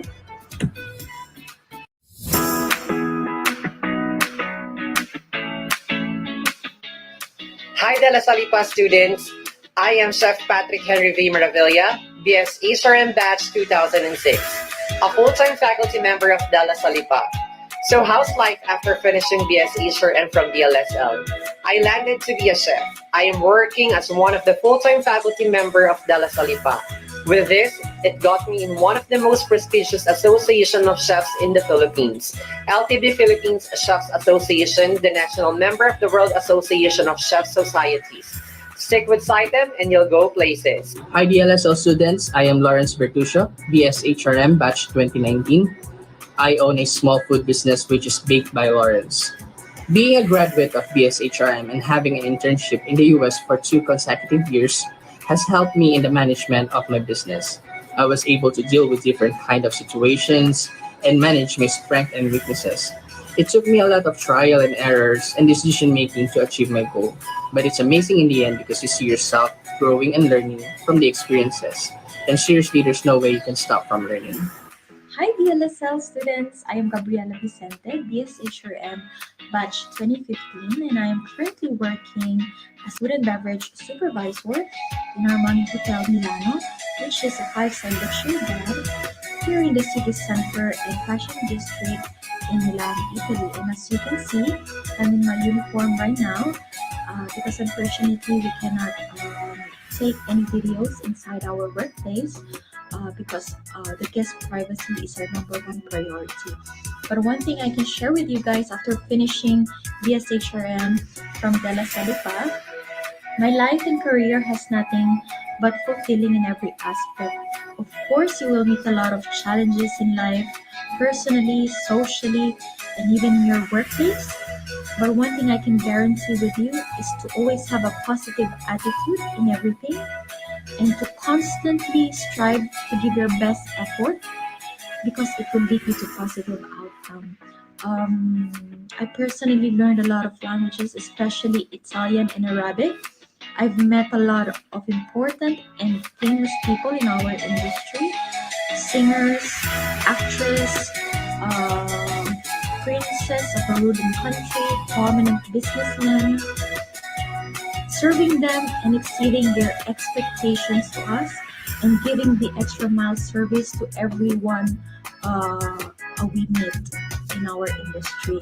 And I'm really grateful to DLSL, my alma mater, especially my professors, my SciTem family, for teaching me and preparing me in my career. And without them, I will not be here in this industry. And I hope you guys to never give up on your dreams because with hard work and determination, nothing is impossible. You can achieve everything in your life. Hi, De La Salle Lipa students. I'm John Cedric Villanueva, a graduate of Bachelor of Science in Hotel and Restaurant Management, batch 2030. Life after graduation has really been amazing for me. I believe De La Salle Lipa, under the College of International Hospitality and Tourism Management, with the guidance of my amazing professors, helped me on opening a lot of opportunities for me. In fact, just before I finished my degree, I got my job on International Golf Club in the Philippines, where I also did my on-the-job training. Then after a year, I got the opportunity to work as one of the opening team members of the largest cruise ship in the world on that time. Then after that, I also got the opportunity to work with the amazing chefs in the Middle East, then finally ending up here, down under in Australia, undertaking my further study in cooking. So go excited and you go places. Hi there also students, my name is Daryl of BSHRM batch 2014.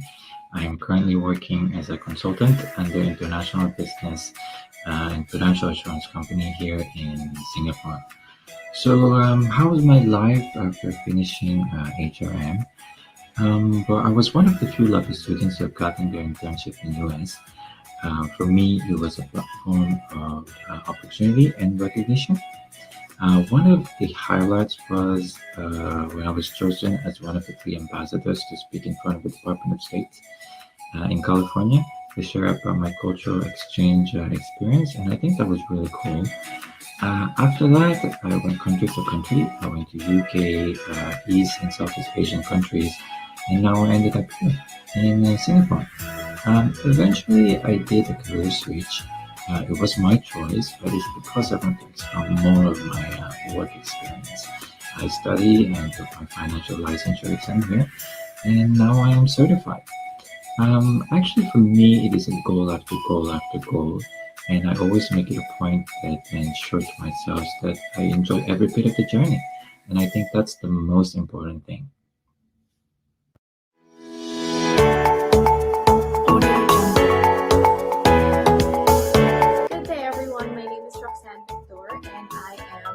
A graduate of Bachelor of Science in Tourism Management, batch 2014, and I currently work for Qatar Airways in the first and business class cabin. I've been in the industry for 6 years now, starting my career with Fly Dubai and now with Qatar Airways. And I could say that my time spent in the De La Salle SITEM department or in the tourism department have really helped me achieve my career goals, because if not for the programs and the courses that they have in place, I would not be able to be ready in the real world. So if you really want to succeed in the aviation industry, the hospitality industry, or in the tourism industry, I really encourage you to enroll.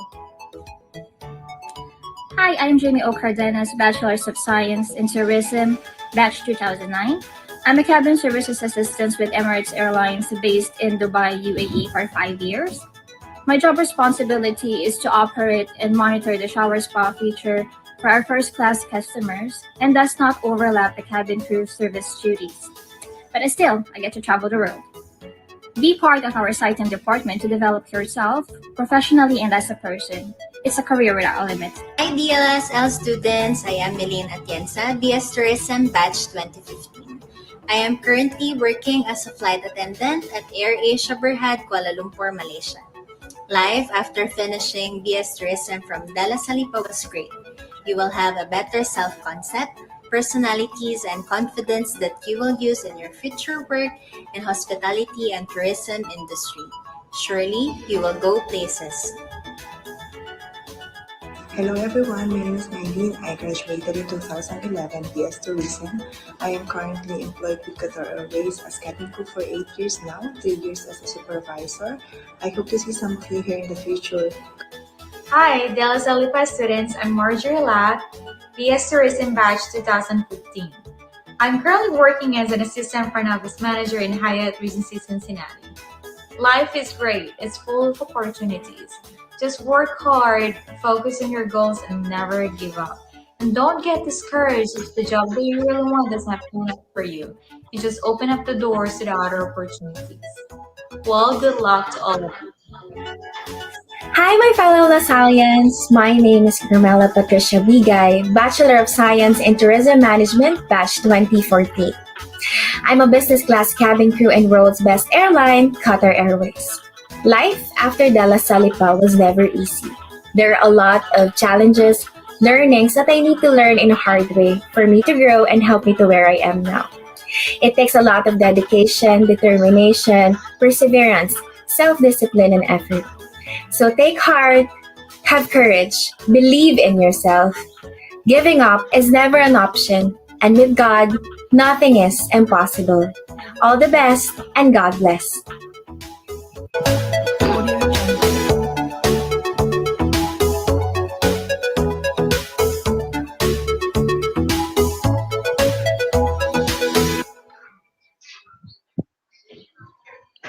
So there you go, ladies and gentlemen.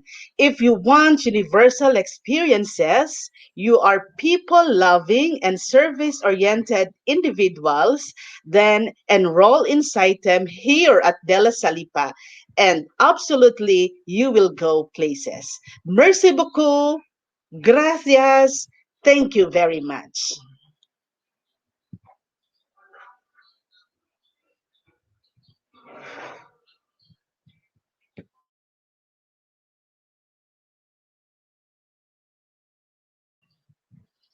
Walang sound si sir.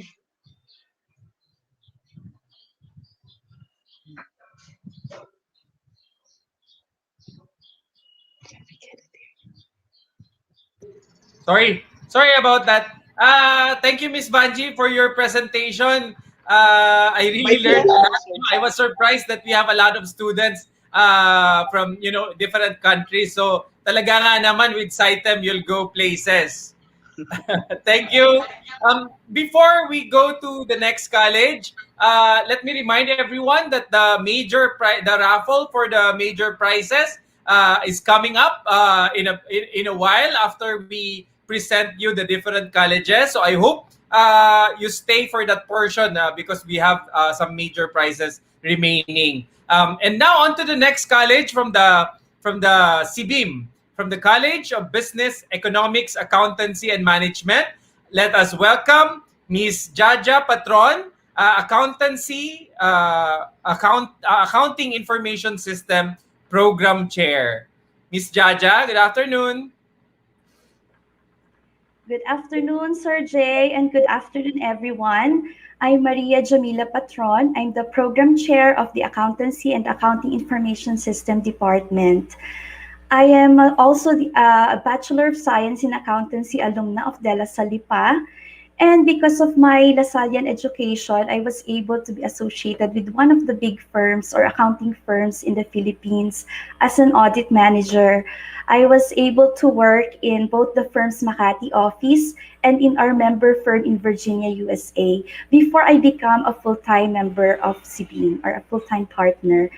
Even before the pandemic and much more during this period, accountants, business practitioners, and entrepreneurs have essential roles in buffering any impact of a crisis and ensuring business sustainability and survival.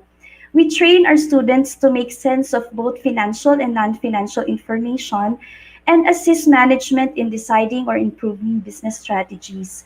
We help companies in balancing all dimensions of profit, people, and planet through training on economics, accountancy, financial management, marketing management, and entrepreneur. I am inviting everyone to watch the next video as we present the programs under our college, the College of Business, Economics, Accountancy, and Management, or CBIM.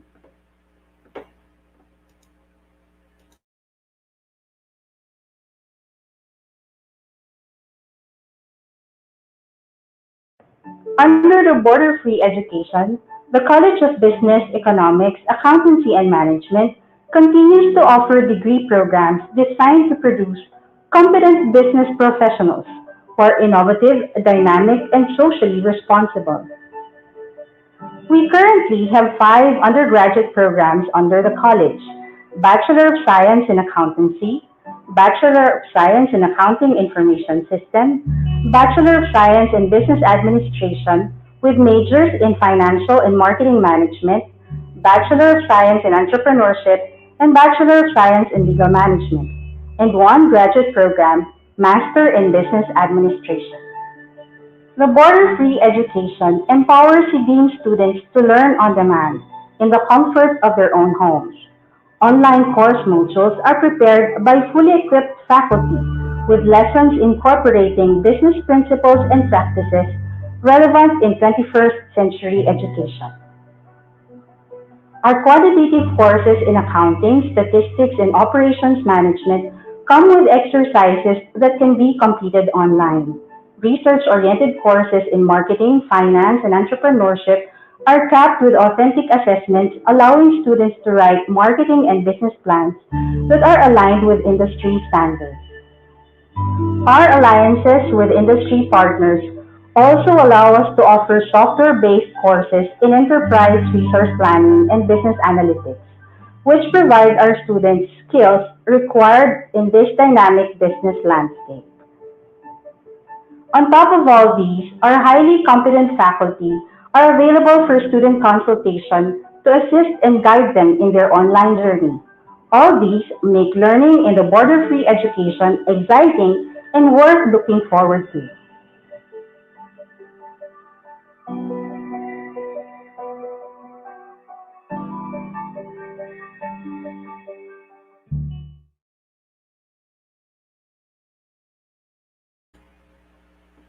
And that is our college CBEAM.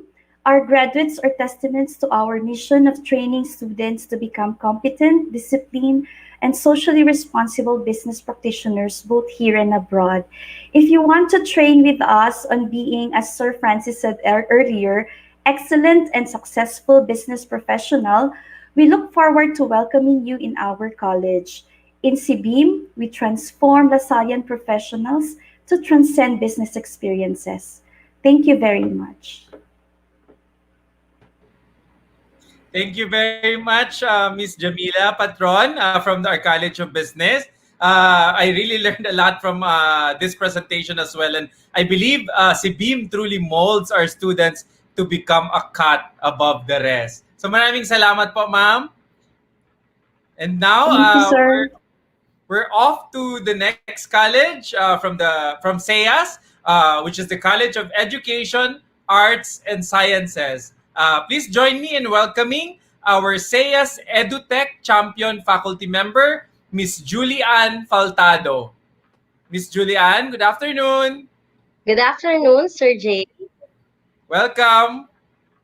Yes, good afternoon. And good afternoon, our future film producers, journalists, biotechnologists, teachers, psychologists, and future multimedia artists.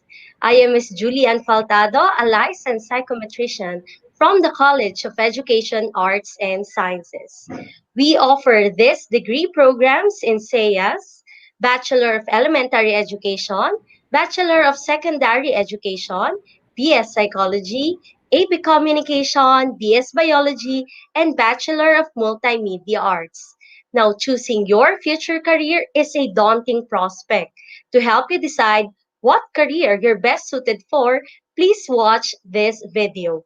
De La Salipa, Sayas, might just be your next home.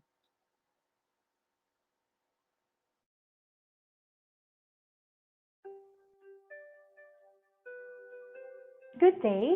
This is Ivy from the College of Education, Arts and Sciences, and I am here to give you a walkthrough on our program offerings. But before I do that, I'd like to share first that our college is committed to form global citizens grounded on strong liberal education and who are academically excellent, socially responsible, and culturally conscious individuals.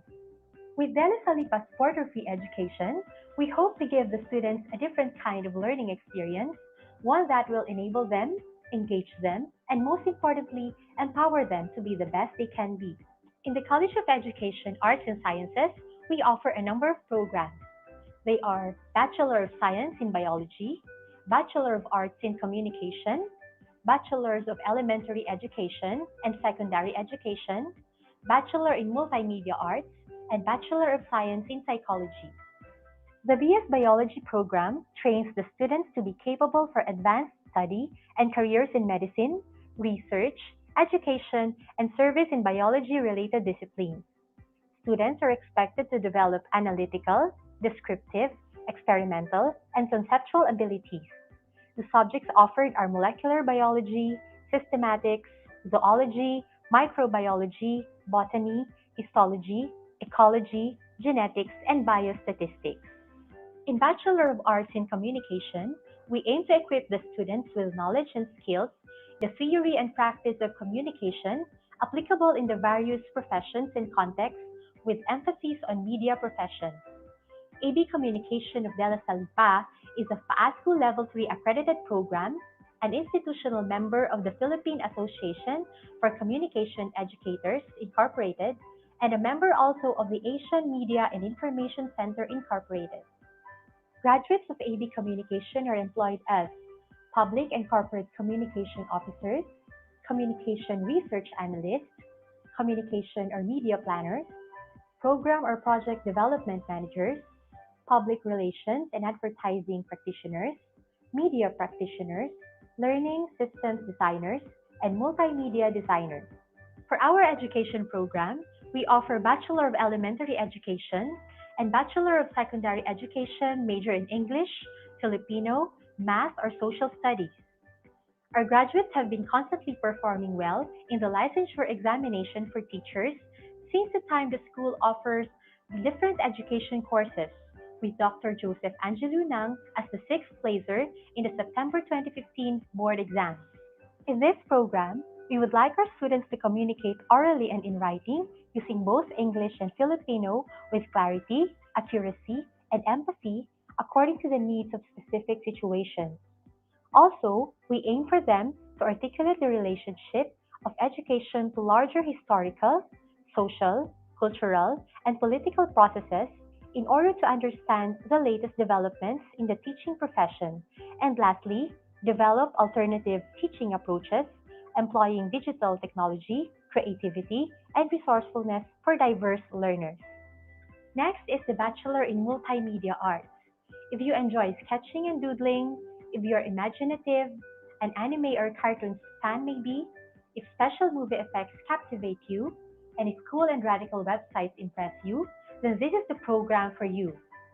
This program is designed to equip students with knowledge and skills in multimedia design and development. It is a combination of IT and audiovisual arts, offering students course cycles in computer graphics, 2D and 3D animation, video production, and digital photography, digital sound engineering, and game authoring. The career opportunities for Bachelor in Multimedia Arts graduates are in this slide.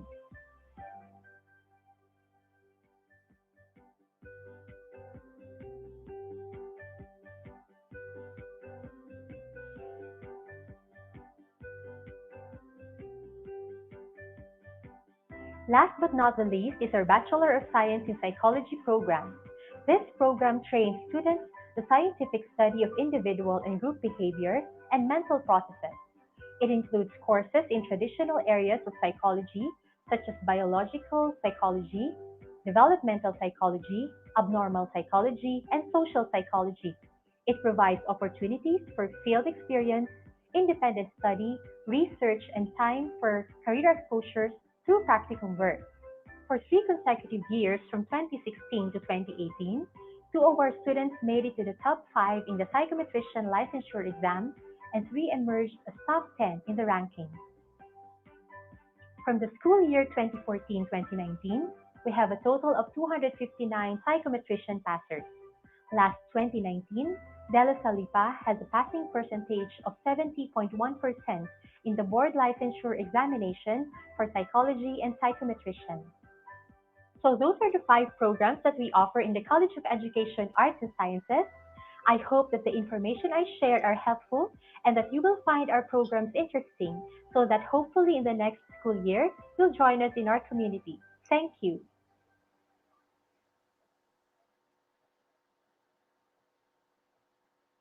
All right, thank you so much for watching. Now, why will you choose De La Salipa? Say us. First, we are one of the top performing schools among universities and colleges nationwide in the elementary, and we are level 3 PASCO accredited in education, liberal arts, and science programs. Not only that, we are also the best film school in the Kalibrr zone for AB communication program. We have industry partnership for student practicum and immersion for BS Biology program. And lastly, we have a top-notch performance in the psychometrician licensure examination. Again, why will you choose De La Salipa, SEAS? Because SEAS graduates are in demand and thriving in their careers. Our alumni are making their mark on society with significant contributions throughout their fields and communities. They are utilizing their Lasallian experience as a foundation for serving their communities, their country, and indeed the world. Be a part of SEAS. Choose De La Salipa. Thank you for listening. Thank you very much, Miss Julianne. Very exciting, to join the College of Education, Arts, and Sciences. Parang ang dami palang nangyayari, no, sa SEAS and also the programs. I didn't realize there were 5 programs at SEAS. So again, thank you very much. And again, for everybody who's watching and listening, you'll get to have world-class experiences when you join SEAS. Thank you very much, Miss Julianne. Okay, for those who are still with us, are you ready for another raffle? Can we get a thumbs up? I think there are emojis at the YouTube chat box. Do we want another raffle? Okay, here's our third raffle winners. Again, the winners will win a De La Salipa laptop bag with De La Salipa t-shirt, and there is a one winner of a GCash fund worth 200 pesos. Again, for our minor prizes, we had our pre-draw this morning. And the winners are, it's flash on the screen.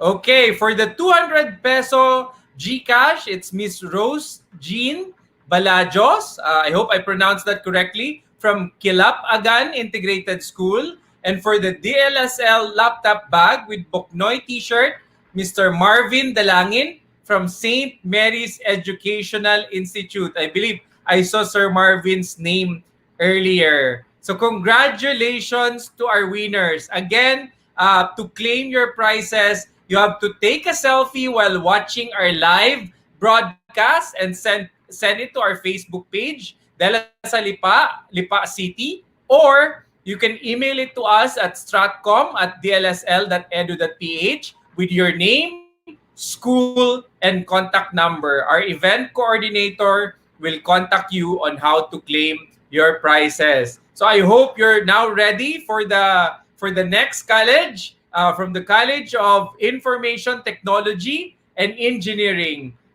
Let me introduce the Information Technology Program Chair, Mr. Emilio Macaso. Can we give him a virtual round of applause here, please? Good afternoon, and thank you, Sir Jay. Okay, good afternoon, everyone. I am representing SITE, which is a combination of information technology and engineering programs that are being offered here at De La Salipa. At SITE, we focus on the innovative use of technology to make lives better for everyone. To show you what our college has to offer, let us all watch this short video.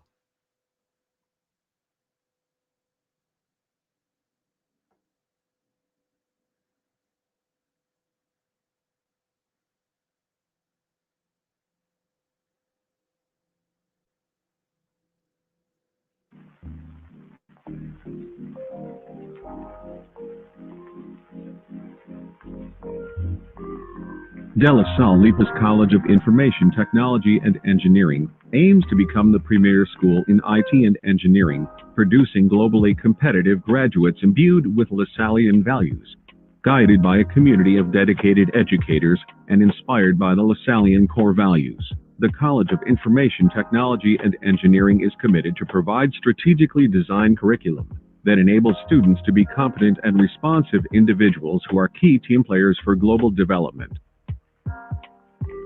Bachelor of Science in Electrical Engineering. The Bachelor of Science in Electrical Engineering is a program that deals with the study and use of the latest trends in technology for real-life application of existing scientific knowledge in the following areas: generation, transmission, distribution, and utilization of electrical energy. The curriculum expands into specialized courses in machine automation and process control and power system protection.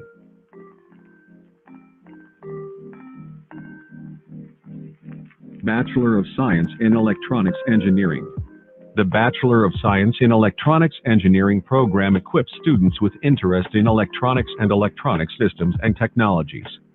The electronics engineering field includes broadcast engineering, telecommunications, semiconductor device fabrication, manufacturing, and all other related and convergent fields. Bachelor of Science in Industrial Engineering. The Bachelor of Science in Industrial Engineering program is designed to provide students with exposure and expertise in such fields as manufacturing and service industries. Students learn about different industrial working environments, with emphasis on facility layout, product and process standards, safety, health, and continuous improvement. Bachelor of Science in Computer Engineering. The Bachelor of Science in Computer Engineering program focuses on hardware conceptualization, design, and assembly, strengthened with the utilization of Cisco networking technology and certification. Students are trained to be experts in areas of computer architecture, electrical circuits and devices, communication systems, and hardware design. Bachelor of Science in Computer Science. The Bachelor of Science in Computer Science program educates the students with computing theories and its applications to address real-world problems. The curriculum is embedded with an array of courses, specifically software engineering, artificial intelligence, data science, web and mobile systems and development, technopreneurship, and information security. Bachelor of Science in Information Technology. The Bachelor of Science in Information Technology program focuses on the utilization of computers and computer software to plan, install, customize, operate, manage, administer, and maintain information technology structure. It also deals with systems analysis and design, operation of database, software integration, and systems management and administration.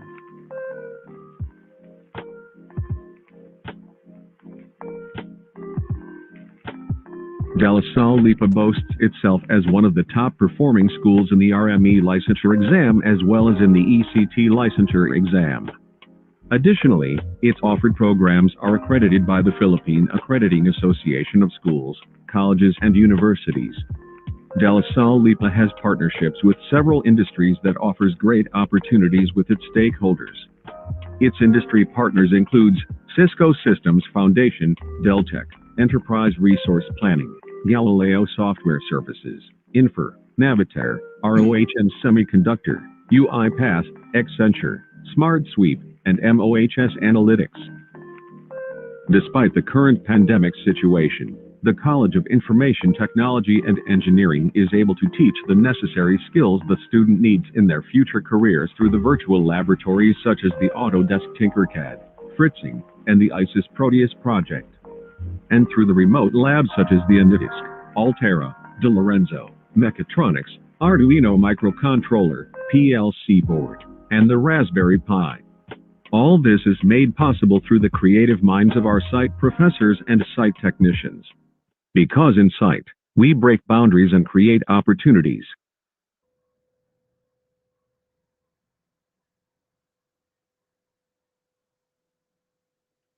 Okay, thank you. From the video, I would like to emphasize the following. We have two programs with licensure exams. These are electrical engineering and electronics engineering. All the other four programs, computer engineering, industrial engineering, computer science, and information technology, are non-board programs. Next, all engineering programs are designed to be finished in 4 years.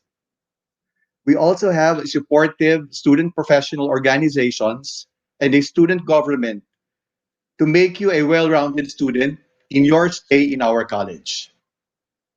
With the relevant curriculum, qualified faculty, and up-to-date technology, we aspire to develop innovative, competent, and global-ready graduates and professionals. That's it.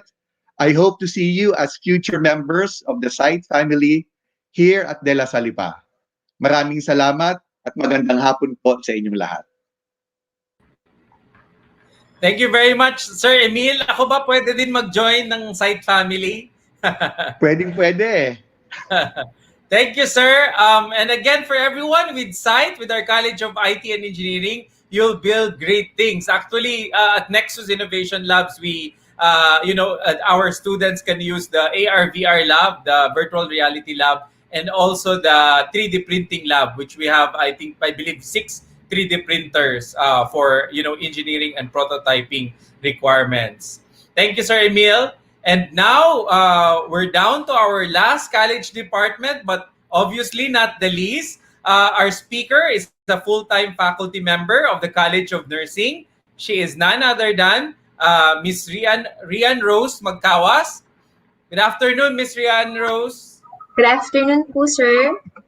Good afternoon, everyone. I'm Ms. Rian Rose Magkawas from the College of Nursing.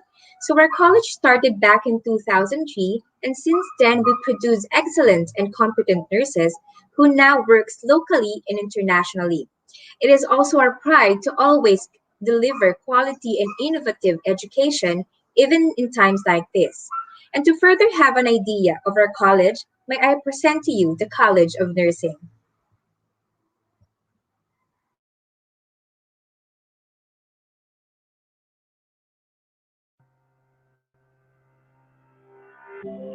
The Salle Lipa College of Nursing is a PASCO accredited program which never ceased to be one of the top performing schools in the region. This college started in 2003 and take pride in producing board placers in the nursing licensure examinations. The statistics shows that our graduates are employed both locally and abroad. Numerous numbers also confirms that they are now holding administrative positions as well. In the time of pandemic, much to our concern for the health and safety of our students and the Lasallian family, we are also aware of our immense responsibility, which is to deliver continuous, quality, and innovative education. With our border-free education, we utilize the most advanced and fitting technology as we go full online. And so that explorations in various ways, how to convey the much-aimed excellent education is the promise of the College of Nursing here in the Salle Lipa. With advanced technology and a very dynamic nursing education, our nursing skills laboratory offers a lot of learning opportunities.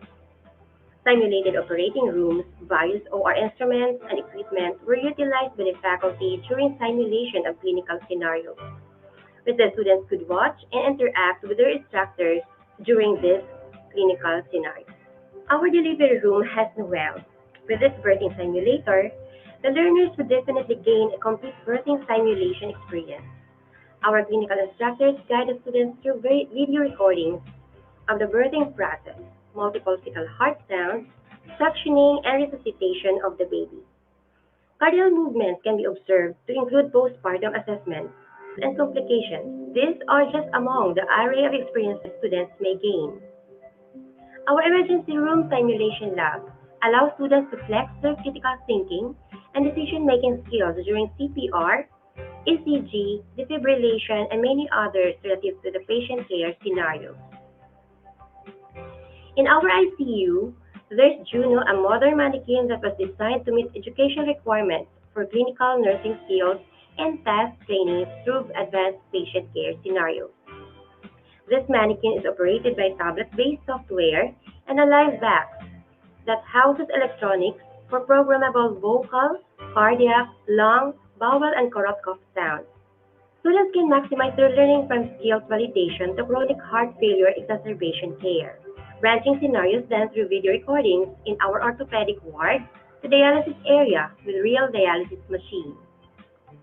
During this time when students cannot go to school and meet their professors, our LMS, the Canvas, allows instructors to be a key partner in student-accelerated nursing education through virtual learning.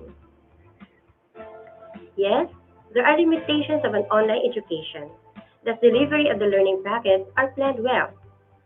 Nursing is a very hands-on profession and we believe in that. Thus, a hybrid approach to nursing education must be geared towards maximum benefit. Courses are delivered via synchronous and asynchronous, considering the need of the students, practicing leniency, but not compromising the quality and integrity of the assessment. The border-free Lasallian education offers a self-paced, self-directed learning. This means that the students can start completing the targets at any time, and they can arrange a learning schedule enables them to make progress with rhythm that suits them. They can access the materials at any time and anywhere, thus ensuring flexibility in terms of time and effort. Our Canvas, which the institution has been using for several years now, is not only restricted to desktops. All the items in the LMS are configured to all types of devices. So what are you waiting for? Come and enroll in this prestigious institution and be a Christian Lasallian nurse.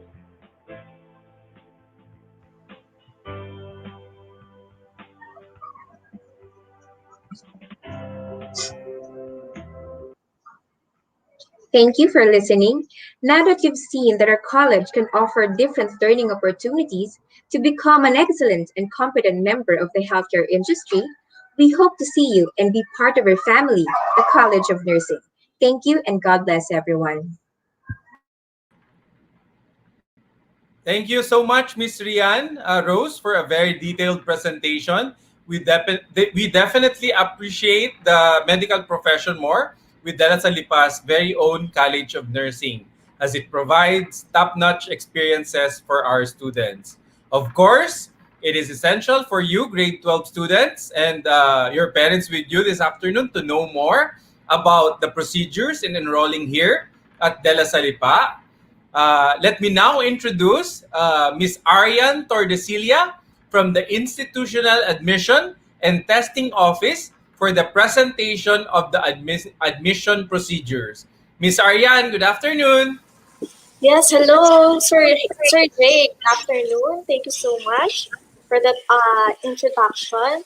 So again, I'm Miss Arian Cordesilla from the Admissions Office of De La Lipa, or the Institutional Admission and Testing Office of De La Lipa. So to give you a short information, our office, the IATO, is responsible in the screening, evaluation, and testing of the applicants or students who wish to enroll at De La Lipa. So to give you the procedure, okay, so for admission procedure, this is for those who are incoming new students, okay? So how to apply at De La Lipa and be part of our family.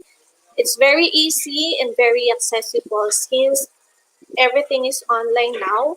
So we have two ways on how to apply, okay? First is just by scanning this QR code that you are seeing on your screen, or if you visit our website, makikita nyo rin po siya, okay? Scan nyo lang and then you will be diverted to our online application, okay? Second way is to visit our website, www.dlsl.edu.ph, and then go po kayo dun sa admission section and then click the institutional admission and testing office, and then makikita nyo po doon yung apply now. Click nyo lang yon and then you will be diverted to our online application. Okay? So, ayan po.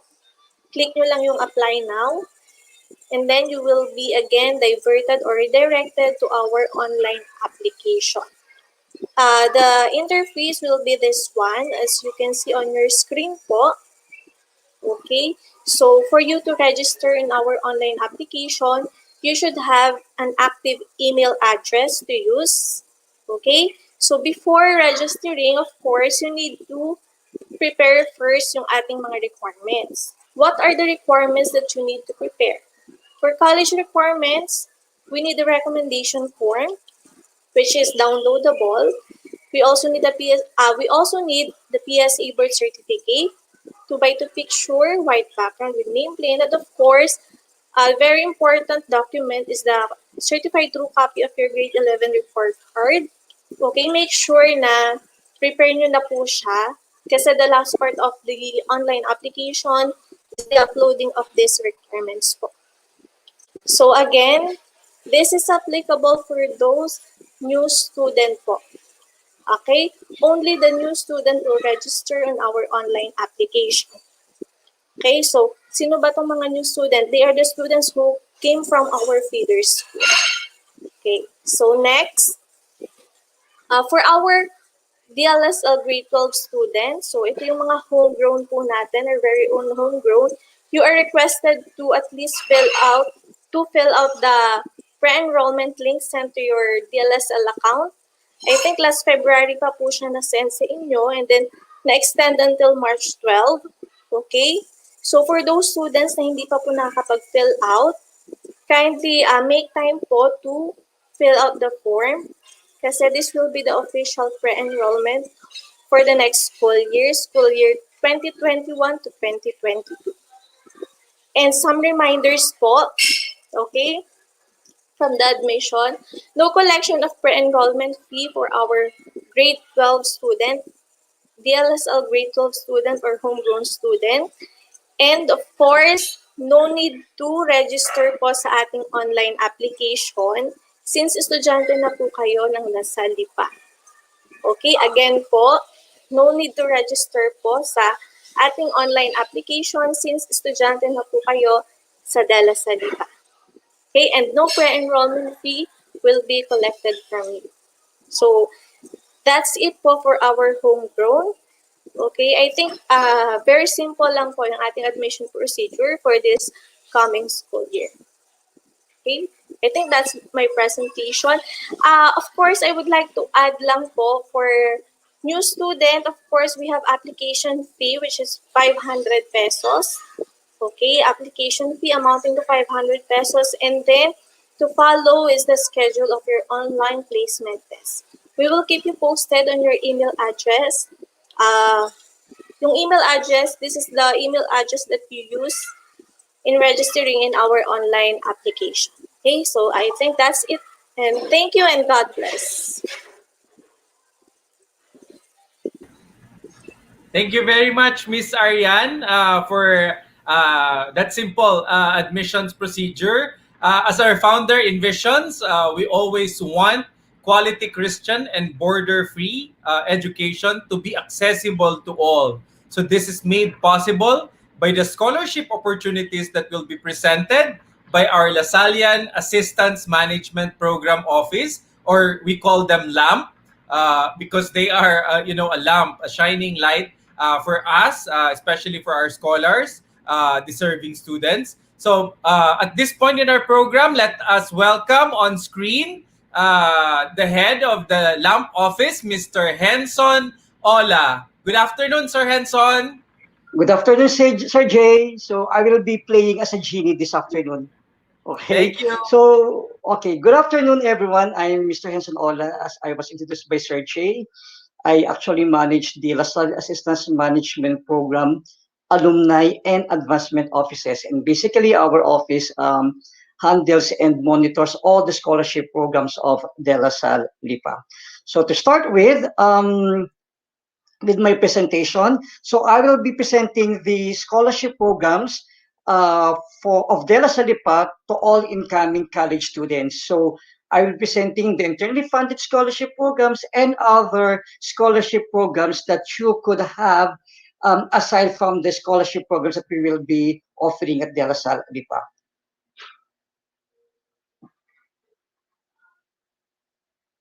I'll just present just have my presentation for a while.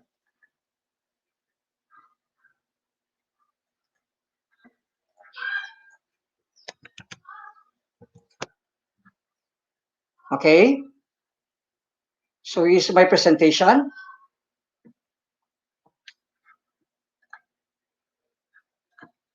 Okay. So we have we have the academic scholarship program. So this scholarship program is being offered to honor students and those applicants who will be making in the top 10 of the entrance exam. So what are the two scholarship programs that we have under this category? So we have the expanded scholarship program being awarded to top 10 students, first chance for school year 2019-2020. And aside from that, you should not only pass the online placement test, but at least get a standard rank of 5 in all areas of the said test. And for the STAR scholarship, so this is being awarded to top 10 entrance examinees in the online placement test. So once you get the top 10 place, so automatically you will be awarded with 100% discount on tuition and other fees. So this also holds true to those who will qualify in the expanded scholarship program. You will also be awarded with a 100% discount on tuition and other fees. Okay. Now, if you don't belong to the top 10 of your graduating batch last school year 2019-2020, and you will also be placing in the top 10 on the placement test, still you have a chance to be one of the scholars of De La Salle Lipa that is under the non-academic scholarship programs. So these scholarship programs provide also 100% discount on tuition and other fees in exchange of clerical services. Now, for this school year, or for the coming school year, 2021-2022, the service that will be rendered is full online. So what are the scholarship programs under this category? So we have the clerical assistant and the Saint Brother Miguel Febres Cordero scholarship. So these scholarship programs, again, provide 100% discount on tuition and other fees. And how to qualify? First, you should come from economically disadvantaged family.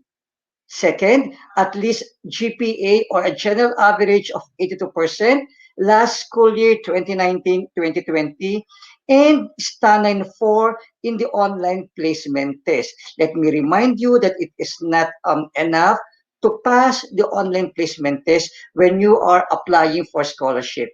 You should get at least stand 4 in all areas of the online placement test. Okay, so what are the procedures in applying for the scholarship programs? First, the applicant should accomplish the pre-screening form via this link. So to find this link, visit also our Facebook page, De La Salle Lipa Facebook page, or please visit De La Salle Lipa official website at www.dlsl.edu.ph. So once you accomplish the form, the scholarship coordinator will conduct the online preliminary screening. And once the applicant satisfies the requirements, the scholarship coordinator will endorse you to the institutional admissions and testing office for admissions processes. And then on the fourth step, once you accomplish the pre-admission requirements, you are now about to take the online placement test. The schedule of the online placement test will be provided by the admissions office. And then once we receive, the LAMP office receive the result of your online placement test, you will be notified by the LAMP office with several requirements for you to accomplish. And for those non-academic scholarship applicant, you have to undergo the final online interview via Google Meet. Again, the scholarship coordinator will be the one to provide you the schedule via Google Meet. And the release of scholarship application final results will be on June 25, 2021. So these are the scholarship programs that are being provided by De La Salle Lipa. But we still have partners that provide additional financial assistance and scholarship grant on top of what De La Salle Lipa is providing. So what are these scholarship opportunities outside De La Salle Lipa? So we have the Commission on Higher Education partner. They provide the tertiary education subsidy. So this scholarship program provides 60,000 scholarship grant annually to a qualified scholarship grantee in the college. Again, the application for this tertiary education subsidy is being processed once you enroll in De La Salle Lipa. While for the rest of the Tulong Dunong program, which provides 13,000 financial assistance every year, and PESPA as high as 15,000 financial assistance every year. So you could find the details and application information by visiting the website of CHED at www.ched.gov.ph. For our regional partner, we have the DOST and the Batangas Province Scholarship Program. So under the Batangas Province Scholarship Program, this provides as much as 10,000 semestral assistance for the serving college student in the Batangas Province. So all you have to do is to visit the website of our provincial office. That's www.psb.gov.ph, and you may lodge in your application via that website. While for the DOST, you could also visit the DOST website by clicking www.dost.gov.ph to know additional information for you to qualify in the DOST Merit Scholarship Program. For your information, the DOST Merit Scholarship Program provides as high as 30,000 financial assistance every year. And then for our privately funded partners, we have the SM Foundation. The SM Foundation provides 100% discount on tuition and other fees, and you may visit their website and at www.smfoundation.com.ph for you to lodge in your application. And for the Foundation for Sharing LaSalle Education, this is a privately funded scholarship program being handled by De La Salle Lipa. So this is being processed once you enrolled in De La Salle Lipa. The only criterion that we are requiring for this scholarship is for you to be in the top 3 completers of the senior high school for school year 2020-2021. And for OWA, you may visit www.owa.gov.ph for you to know about the scholarship program of this institution, government institution. For this scholarship in particular, you should be sons and daughters of OFW. Okay, so you could enjoy this financial assistance and scholarship grant on top of what will be provided by De La Salle Lipa. So this is an additional financial assistance that you could enjoy. Okay, for my next slide, this is only applicable for the non-academic, for the academic and scholarship programs of De La Salle Lipa. For letter A, all scholarship applications are subject for the scholarship committee's final evaluation and ranking.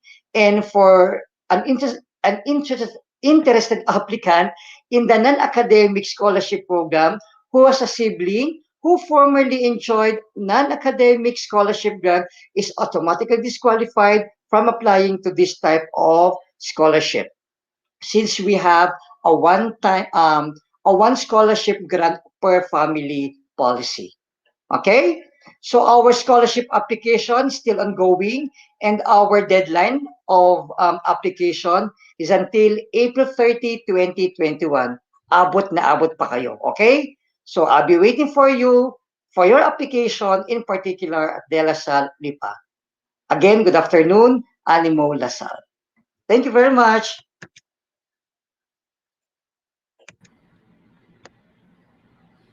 Thank you very much, Sir Henson, for that enlightening presentation. So again, hindi po nakakalimit if you have challenges in terms of financial or economic means, Yes.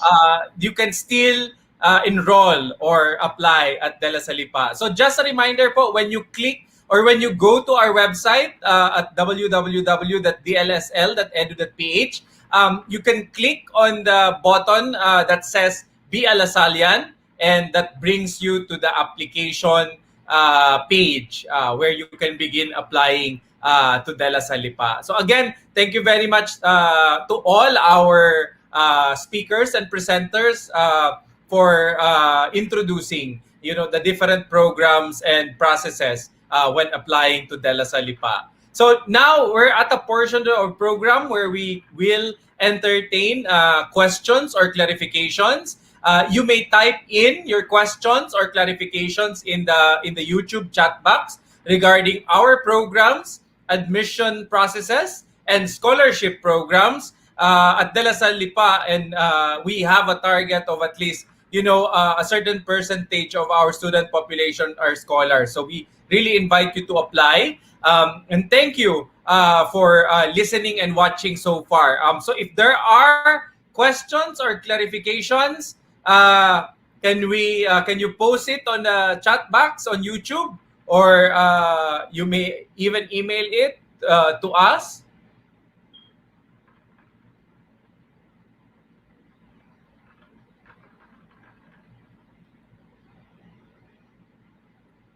Just as a reminder, we still have our grand prize. We still have our grand prize draw in a few minutes after this. Are there any questions?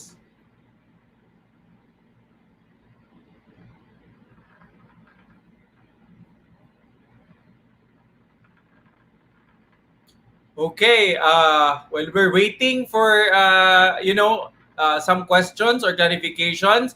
I'd just like to reiterate that the applications for all levels is still ongoing. So you may apply by simply scanning the QR code that will be posted later, or you can visit our website. Again, that's www.dlsl.edu.ph. And for questions and clarifications and inquiries, you may call the numbers or the contact numbers that will be displayed later. So may I ask, do you have any questions or clarifications?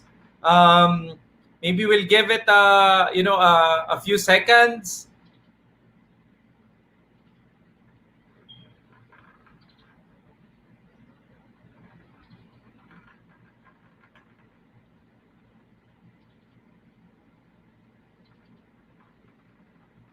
Okay, wag po kayong mahiya if you have any questions.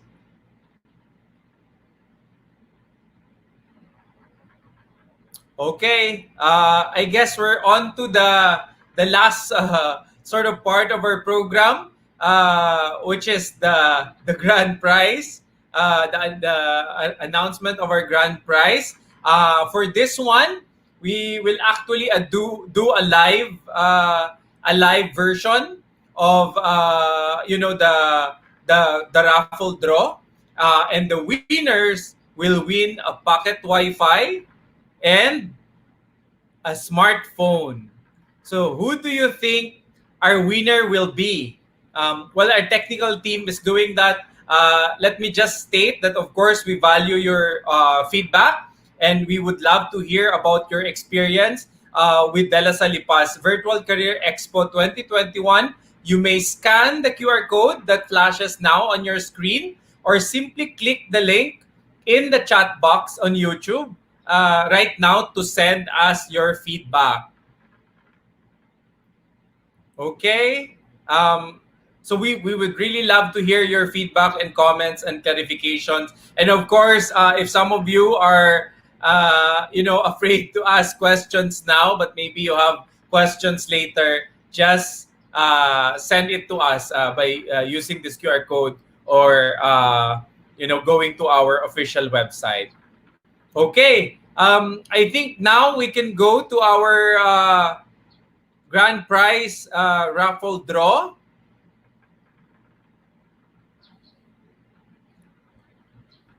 And for this one, so these are the names of all the people who registered to our event, to the Virtual Career Expo 2021. Okay, Tech Booth, let's spin it.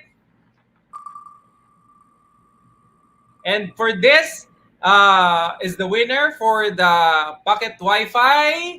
So, and the winner is Miss Lolita B. Balahibo. Okay. So to claim your prize, please submit a selfie of yourself watching this live broadcast and send it to our email address, which I'll mention later, or you can send it through the Facebook page Dela sa Lipa, Lipa City. Okay, now for the winner of the smartphone, let's spin the wheel.